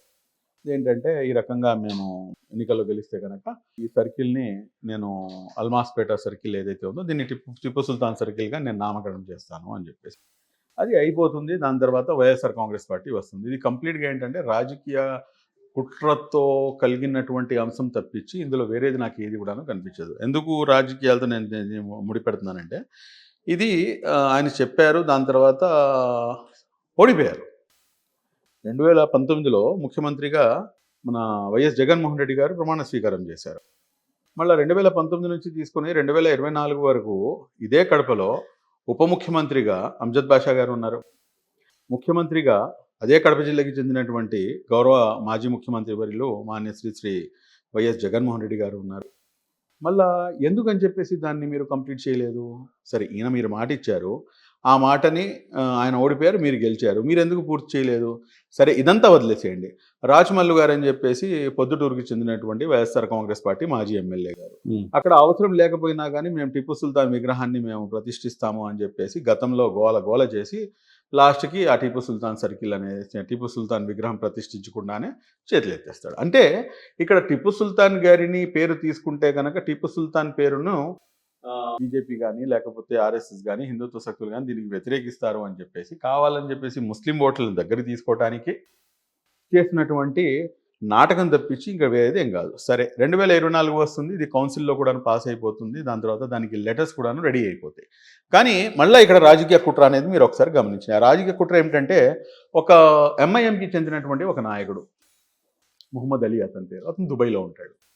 అతను కమిషనర్ గారికి ఫోన్ చేస్తాడు. కమిషనర్ గారు చాలా స్పష్టంగా ఆ వీడియో నాకు తెలిసి ఇప్పుడు సోషల్ మీడియా మాధ్యమంలో నుంచి తొలగించినట్టున్నారు. అందులో అతను చెప్పేది ఏంటంటే, ఈ ప్రభుత్వం దగ్గర డబ్బులు లేకపోతే చెప్పండి, మేము డబ్బులు ఇచ్చేస్తాం. ఈయనేమో కన్విన్స్ చేస్తున్నాడు, ఆల్రెడీ కౌన్సిల్లో పాస్ అయిపోయింది, కౌన్సిల్లో పెట్టేసాం మేము అని చెప్పేసి స్పష్టంగా ఆయన పాపం చెప్తున్నాడు. లాస్ట్కి ఆ టిప్పు సుల్తాన్ పేరు ఏదైతే స్టీల్ లెటర్స్ ఉంటాయో అవి కూడాను మేము చేస్తామని, అంటే మీరు చేయకపోతే మేము ఎమ్మెల్యే గారిని పిలుచుకొని చేసేసుకుంటాము, మీరు ఎవరైనా చేయడానికి, మేము గౌరవప్రదంగా మేము చేస్తాం కదా అని చెప్పేసి కూడాను పాపం ఆయన కమిషనర్ గారు సమాధానం ఇస్తారు. అప్పటిదాకా ఈ అంశం ఎవ్వరికి కూడా తెలియదు. ఈ ఆడియోని వీడు పెద్ద హీరో అవ్వడానికి వీడు దాన్ని బయటికి తీసుకొచ్చి పడతాడు. ఇక్కడ ఎంఐఎం నేత ఎంఐఎంకి వైఎస్ఆర్ కాంగ్రెస్ పార్టీకి ఉన్నటువంటి సంబంధం ఏంటి అనేది మీకు బాగా తెలుసు. ప్రత్యేకంగా నేను ఎవరికి చెప్పాల్సినటువంటి అవసరం లేదు. ఆ ఆడియో కాల్ ఎప్పుడైతే బయటకు వచ్చిందో అప్పుడు ఆపోజిట్ డైరెక్షన్ నుంచి ఇది ఎలా కాదు, ఇది ఇక్కడ మేము ఆంజనేయ స్వామి సర్కిల్ అని చెప్పి మేము పెడతాము అని. ఇప్పుడు వాస్తవంగా న్యాయం మాట్లాడితే కనుక కడప మహానగరంలో దాదాపు మీకు 60 నుంచి 65% ముస్లిం మైనార్టీలే. వాళ్ళ యొక్క జనాభా కానివ్వండి, ఓట్లు కానివ్వండి, వాళ్ళు ఎక్కువ. నేను ఎక్కువ ఉన్నాయి అని చెప్పి నేను మాట, కానీ అన్నమయ్య సర్కిల్ దగ్గర నుంచి తీసుకొని అనేక మంది 19-20 సర్కిల్ పేర్లు ఉన్నాయి. ఏ ఒక్క సర్కిల్కి కూడాను ముస్లిమ్స్ పేరు లేదు. ఇది అల్మాస్ సర్కిల్ అని చెప్పేసి ఒకటే ఆ ఒక్క సర్కిల్కి ఆ పేరు ఉంది. మిగిలిన సర్కిల్ అన్నీ కూడాను హిందూ పేర్లే ఉన్నాయి. ఈ అల్మాస్ సెంటర్ ఏదైతే ఉందో దీని యొక్క బ్యాక్గ్రౌండ్ ఏంటంటే 95% ముస్లిం సమాజమే అక్కడ నివసిస్తుంది. మీరు కాస్త గమనించాలి ఎంత రాజకీయం దాగుందో దీంట్లో అనేది. 95% ముస్లిం సమాజం అక్కడ నివసిస్తుంటే అక్కడ తీసుకొచ్చి మీరు 30-40 అడుగుల పెద్ద ఆంజనేయ స్వామి గుడిని కడతారు, విగ్రహాన్ని ప్రతిష్ఠిస్తారు. 20 సర్కిళ్ళ పేర్లు నాన్ ముస్లిం సర్కిల్ పేర్లు ఉన్నా కానీ ఏ రోజు కూడాను కడప మహానగరంలో కడప చరిత్రలో ఏ రోజు కూడాను మత కలహాల్లాగా ఇటువంటి అంశం జరగలేదు. 95% అల్మాస్ సర్కిల్లో ఉన్నటువంటి ముస్లిం సోదరులు 30 అడుగులు 40 అడుగులది పెద్ద ఆంజనేయ స్వామి గుడి తీసుకొచ్చి అక్కడ ప్రతిష్ఠించినా కూడా కానీ చిన్న గొడవ కూడాను జరగదు. మళ్ళీ ఈ అంశంలో ఎందుకు గొడవ జరిగింది? కారణం కంప్లీట్ రాజకీయం. కావాలని చెప్పేసి అక్కడ తీసుకొచ్చి దీన్ని మేము ఆంజనేయ స్వామి సర్కిల్గా మేము ప్రకటిస్తున్నాము అని చెప్పేసి పెద్ద పెద్ద బ్యానర్లు, ఫ్లెక్సీలు ఇవన్నీ కూడా కట్టడం జరిగింది. ఇది మొదలైంది ఎక్కడి నుంచి? ఏదైతే ఈ ఆడియో లీక్ ఉందో కమిషనర్తో మాట్లాడింది. పోనీ ఇప్పుడు వాడిని ఏమైనా అరెస్ట్ చేయడానికి ఉందా? లేదు, వాడు దుబాయ్లో కూర్చున్నాడు. వాడు ఏమైనా మంచోడా? వాడిపై ఆల్రెడీ అదేదో సంథింగ్ అంటే నేనైతే చూడలేదు, విన్నమాటే. అదేంటంటే అతనిపై డ్రగ్స్ లేకపోతే ఇంకోటి ఏదో గంజాయి కేసులు అలాంటి దాదాపు 10-15 కేసులు ఉన్నాయి అని చెప్పేసి కడపలోనే చెప్తే నేను విన్నది. అటువంటి వ్యక్తి చెప్పినటువంటి మాటలు విని ముస్లిం సమాజానికి చెందినటువంటి కొంతమంది రెచ్చగొట్టేస్తే ఈ రోజున రెచ్చిపోయి అమాయకులైనటువంటి ప్రజలు పాపం ఇరు వర్గాల నుంచి కూడాను కేసుల్లో ఇరుక్కున్నారు. అంటే నేను దీని నుంచి ఎందుకు మాట్లాడలేదంటే ఏం మాట్లాడాలి చెప్పండి? ఇప్పుడు అతను ఫోన్ కాల్ మమ్మల్ని అడిగి చెప్పాడా? లేకపోతే అక్కడికి మేము రిజిస్ట్రేషన్కి వస్తున్నాము అని చెప్పేసి మమ్మల్ని అడిగి మీరు రిజిస్ట్రేషన్కి తీసుకొచ్చారా? మమ్మల్ని అడిగి మీరందరూ కూడాను ఒకరిని ఒకరు మీరు తన్నుకున్నారా? ఎంత ఘన చరిత్ర కలిగినటువంటి కడప మహానగరానికి ఈ రోజున ఒక పెద్ద మాయని మచ్చలాగా అది తయారైంది. ఇది చాలా అంటే విచారకరమైనటువంటి అంశం. దానికి సమాధానం ఇవ్వాలంటే కనుక నేను అదే వర్షన్లో వెళ్ళి సమాధానం ఇస్తే కనుక అది తప్పు అవుతుంది. కరెక్ట్గా ఈ సంఘటన జరిగిన 5 రోజుల తర్వాత కదిరిలో మా ఎమ్మెల్యే గారు అక్కడ ఆంజనేయ స్వామిది మన హనుమాన్ శోభయాత్ర నడుస్తుంటే నా మీద నుంచి వెళ్తున్నాడు ఆయన. పూలు తీసుకొని పూలు చల్లి ఆ హనుమాన్ శోభయాత్రని వెల్కమ్ చేశాం. That's it. దీంట్లో మేము ఇచ్చేటటువంటి మెసేజ్ ఏమిటంటే ఏదైతే దేశంలో మనం ఉన్నామో ఆ దేశంలో మనం చేయాల్సింది ఏంటంటే లవ్ అండ్ ఎఫెక్షన్ని ప్రమోట్ చేయాలి తప్పించి మీరు ప్రతి దానికి కూడాను సమాధానం మీరు అదే రకంగా మీరు సమాధానం ఇస్తే కనుక మొత్తం ప్రపంచం మొత్తం కూడాను ద్వేషము విషపూరితంగా మారిపోతుంది. కరెక్ట్. దానికి సమాధానము ప్రేమతో ఆప్యాయతతో ఇవ్వాలి. నేను హనుమంతుడిపై నేను ఏం పూలు చల్లలేదు, చల్లను కూడాను. ఎందుకంటే నా మతం నాకుంది. నేను I'm proud to be an Muslim. నేను అల్లాహ్పై విశ్వాసం ప్రకటించినటువంటి వ్యక్తిని. నేను 5 పూట్ల నమాజ్ చేసేటట్టు ఎటువంటి ఇది లేదు. నేను పూలు చల్లింది నా హిందూ సోదరుల పైన. మీరు ఏదైతే మీ విశ్వాసం ఉందో ఆ విశ్వాసాన్ని నేను గౌరవిస్తున్నాను అన్న సంకేతం ఇవ్వడానికి మీకు అది చేశాం. అది ఎప్పుడైతే చేశామో ఆలోచనలో పడ్డారు ఇరు వర్గాల వైపు నుంచి కూడా. అంతేగాని ఇటువంటి రాజకీయ దృక్కోణంతో రాజకీయపరమైనటువంటి ఏదైతే బ్యాక్గ్రౌండ్ ఉందో ఆ బ్యాక్గ్రౌండ్తో జరిగినటువంటి అత్యంత దారుణమైనటువంటి సంఘటన. కానీ వీళ్ళందరూ మర్చిపోయింది ఏంటంటే ఇక్కడ ఉంది నారా చంద్రబాబు నాయుడు గారి ప్రభుత్వం. కులాలకు మతాలకు అతీతంగా ఈ రోజున హైదరాబాద్లో మీకు ఇంతకుముందు చూసుకుంటే కనుక మత సామరస్యం అనేది ఒక పెద్ద క్వశ్చన్ మార్క్గా ఉండేది. ప్రతిసారి కూడాను మత ఘర్షణలు లేకపోతే ఇటువంటివి ఉండేవి. మీరు గత చరిత్ర తీసుకున్నా కానీ వైఎస్ రాజశేఖర రెడ్డి గారు కానివ్వండి లేకపోతే ఈయన గారిది కానివ్వండి మీరు చూసుకుంటే కనుక మతాల మధ్య మీకు చిచ్చులు రేపి దానిపై వచ్చినటువంటి ఏదైతే వేడి ఉందో ఆ వేడితో కాసి ఆ ముఖ్యమంత్రి పీఠాన్ని అధిష్ఠించినటువంటి చరిత్ర ఎవరిది అనేది కూడాను చాలా స్పష్టంగా తెలుసు. ఈ రోజున ఆంధ్ర రాష్ట్రం విడిపోయిన తర్వాత నీకు తెలంగాణలో ఇవాళ ప్రశాంతత వాతావరణం నెలకొంది అంటే కనుక దానికి కారణం ఎవరు అనేది కూడా చాలా స్పష్టంగా ఎన్టీ రామారావు గారి కాలం నుంచి జరిగింది. ఇక్కడ అల్మాస్ సర్కిల్ దగ్గర నిజంగా టిప్పు సుల్తాన్ గారి పేరు పెట్టడం కానీ విగ్రహం పెట్టడం కానీ ఆవశ్యకత ఉందంటారా? అంటే ఇప్పుడు అవసరం ఉందా అంటే ఇప్పుడు ఆ రోజున వచ్చినటువంటి డిమాండ్ అండి అది. ఈ రోజు ఆంజనేయ స్వామి పేరు నేనైతే అసలు విగ్రహానికే నేను వ్యతిరేకం. నేను విగ్రహ ప్రతిష్ఠ చేయకూడదు అంటాను నేను. అంటే టిప్పు సుల్తాన్ గారిదా ఆంజనేయ స్వామి గారు? ఆంజనేయ స్వామి విగ్రహం మీరు పెట్టుకుంటారండి, మీరు విగ్రహారాధన మీరు చేస్తారు. కానీ ఇస్లాంలో విగ్రహారాధన నిషిద్ధం కదా.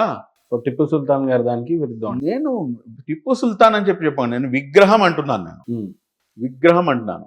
టీపు సుల్తాన్ అన్న పేరుతో చాలామంది ఏంటంటే వ్యతిరేకత వ్యక్తపరుస్తారు. మీకు కూడా తెలుసు.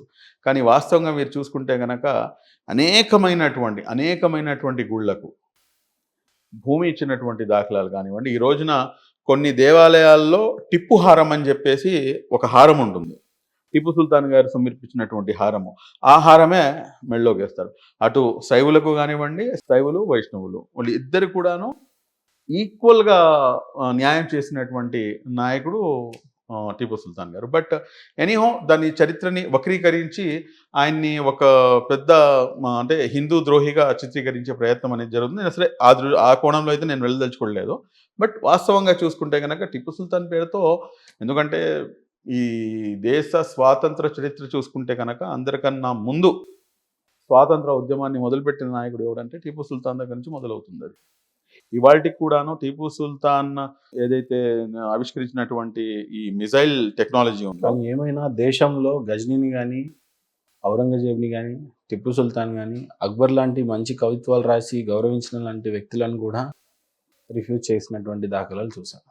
సో ఈ రోజున మళ్ళీ ఇలాంటివి రేకెత్తించడం అనేది ఎంతవరకు సమంజసం అంటే ఏమంటారు? ఎందువల్ల సమంజసం అంటే వారి యొక్క రాజకీయ స్వలాభం కోసం ఇవన్నీ కూడా జరుగుతున్నాయి. ఇప్పుడు మీరు చూడండి, నేను చాలా స్పష్టంగా చెప్పాను మీకు. 2019 ఓడిపోయారు, మీరు వచ్చారు అధికారంలో, మీరు ఎందుకు చేయలేదు? దాని తర్వాత మీరే ఇంకో ఇష్యూని లేవదీశారు.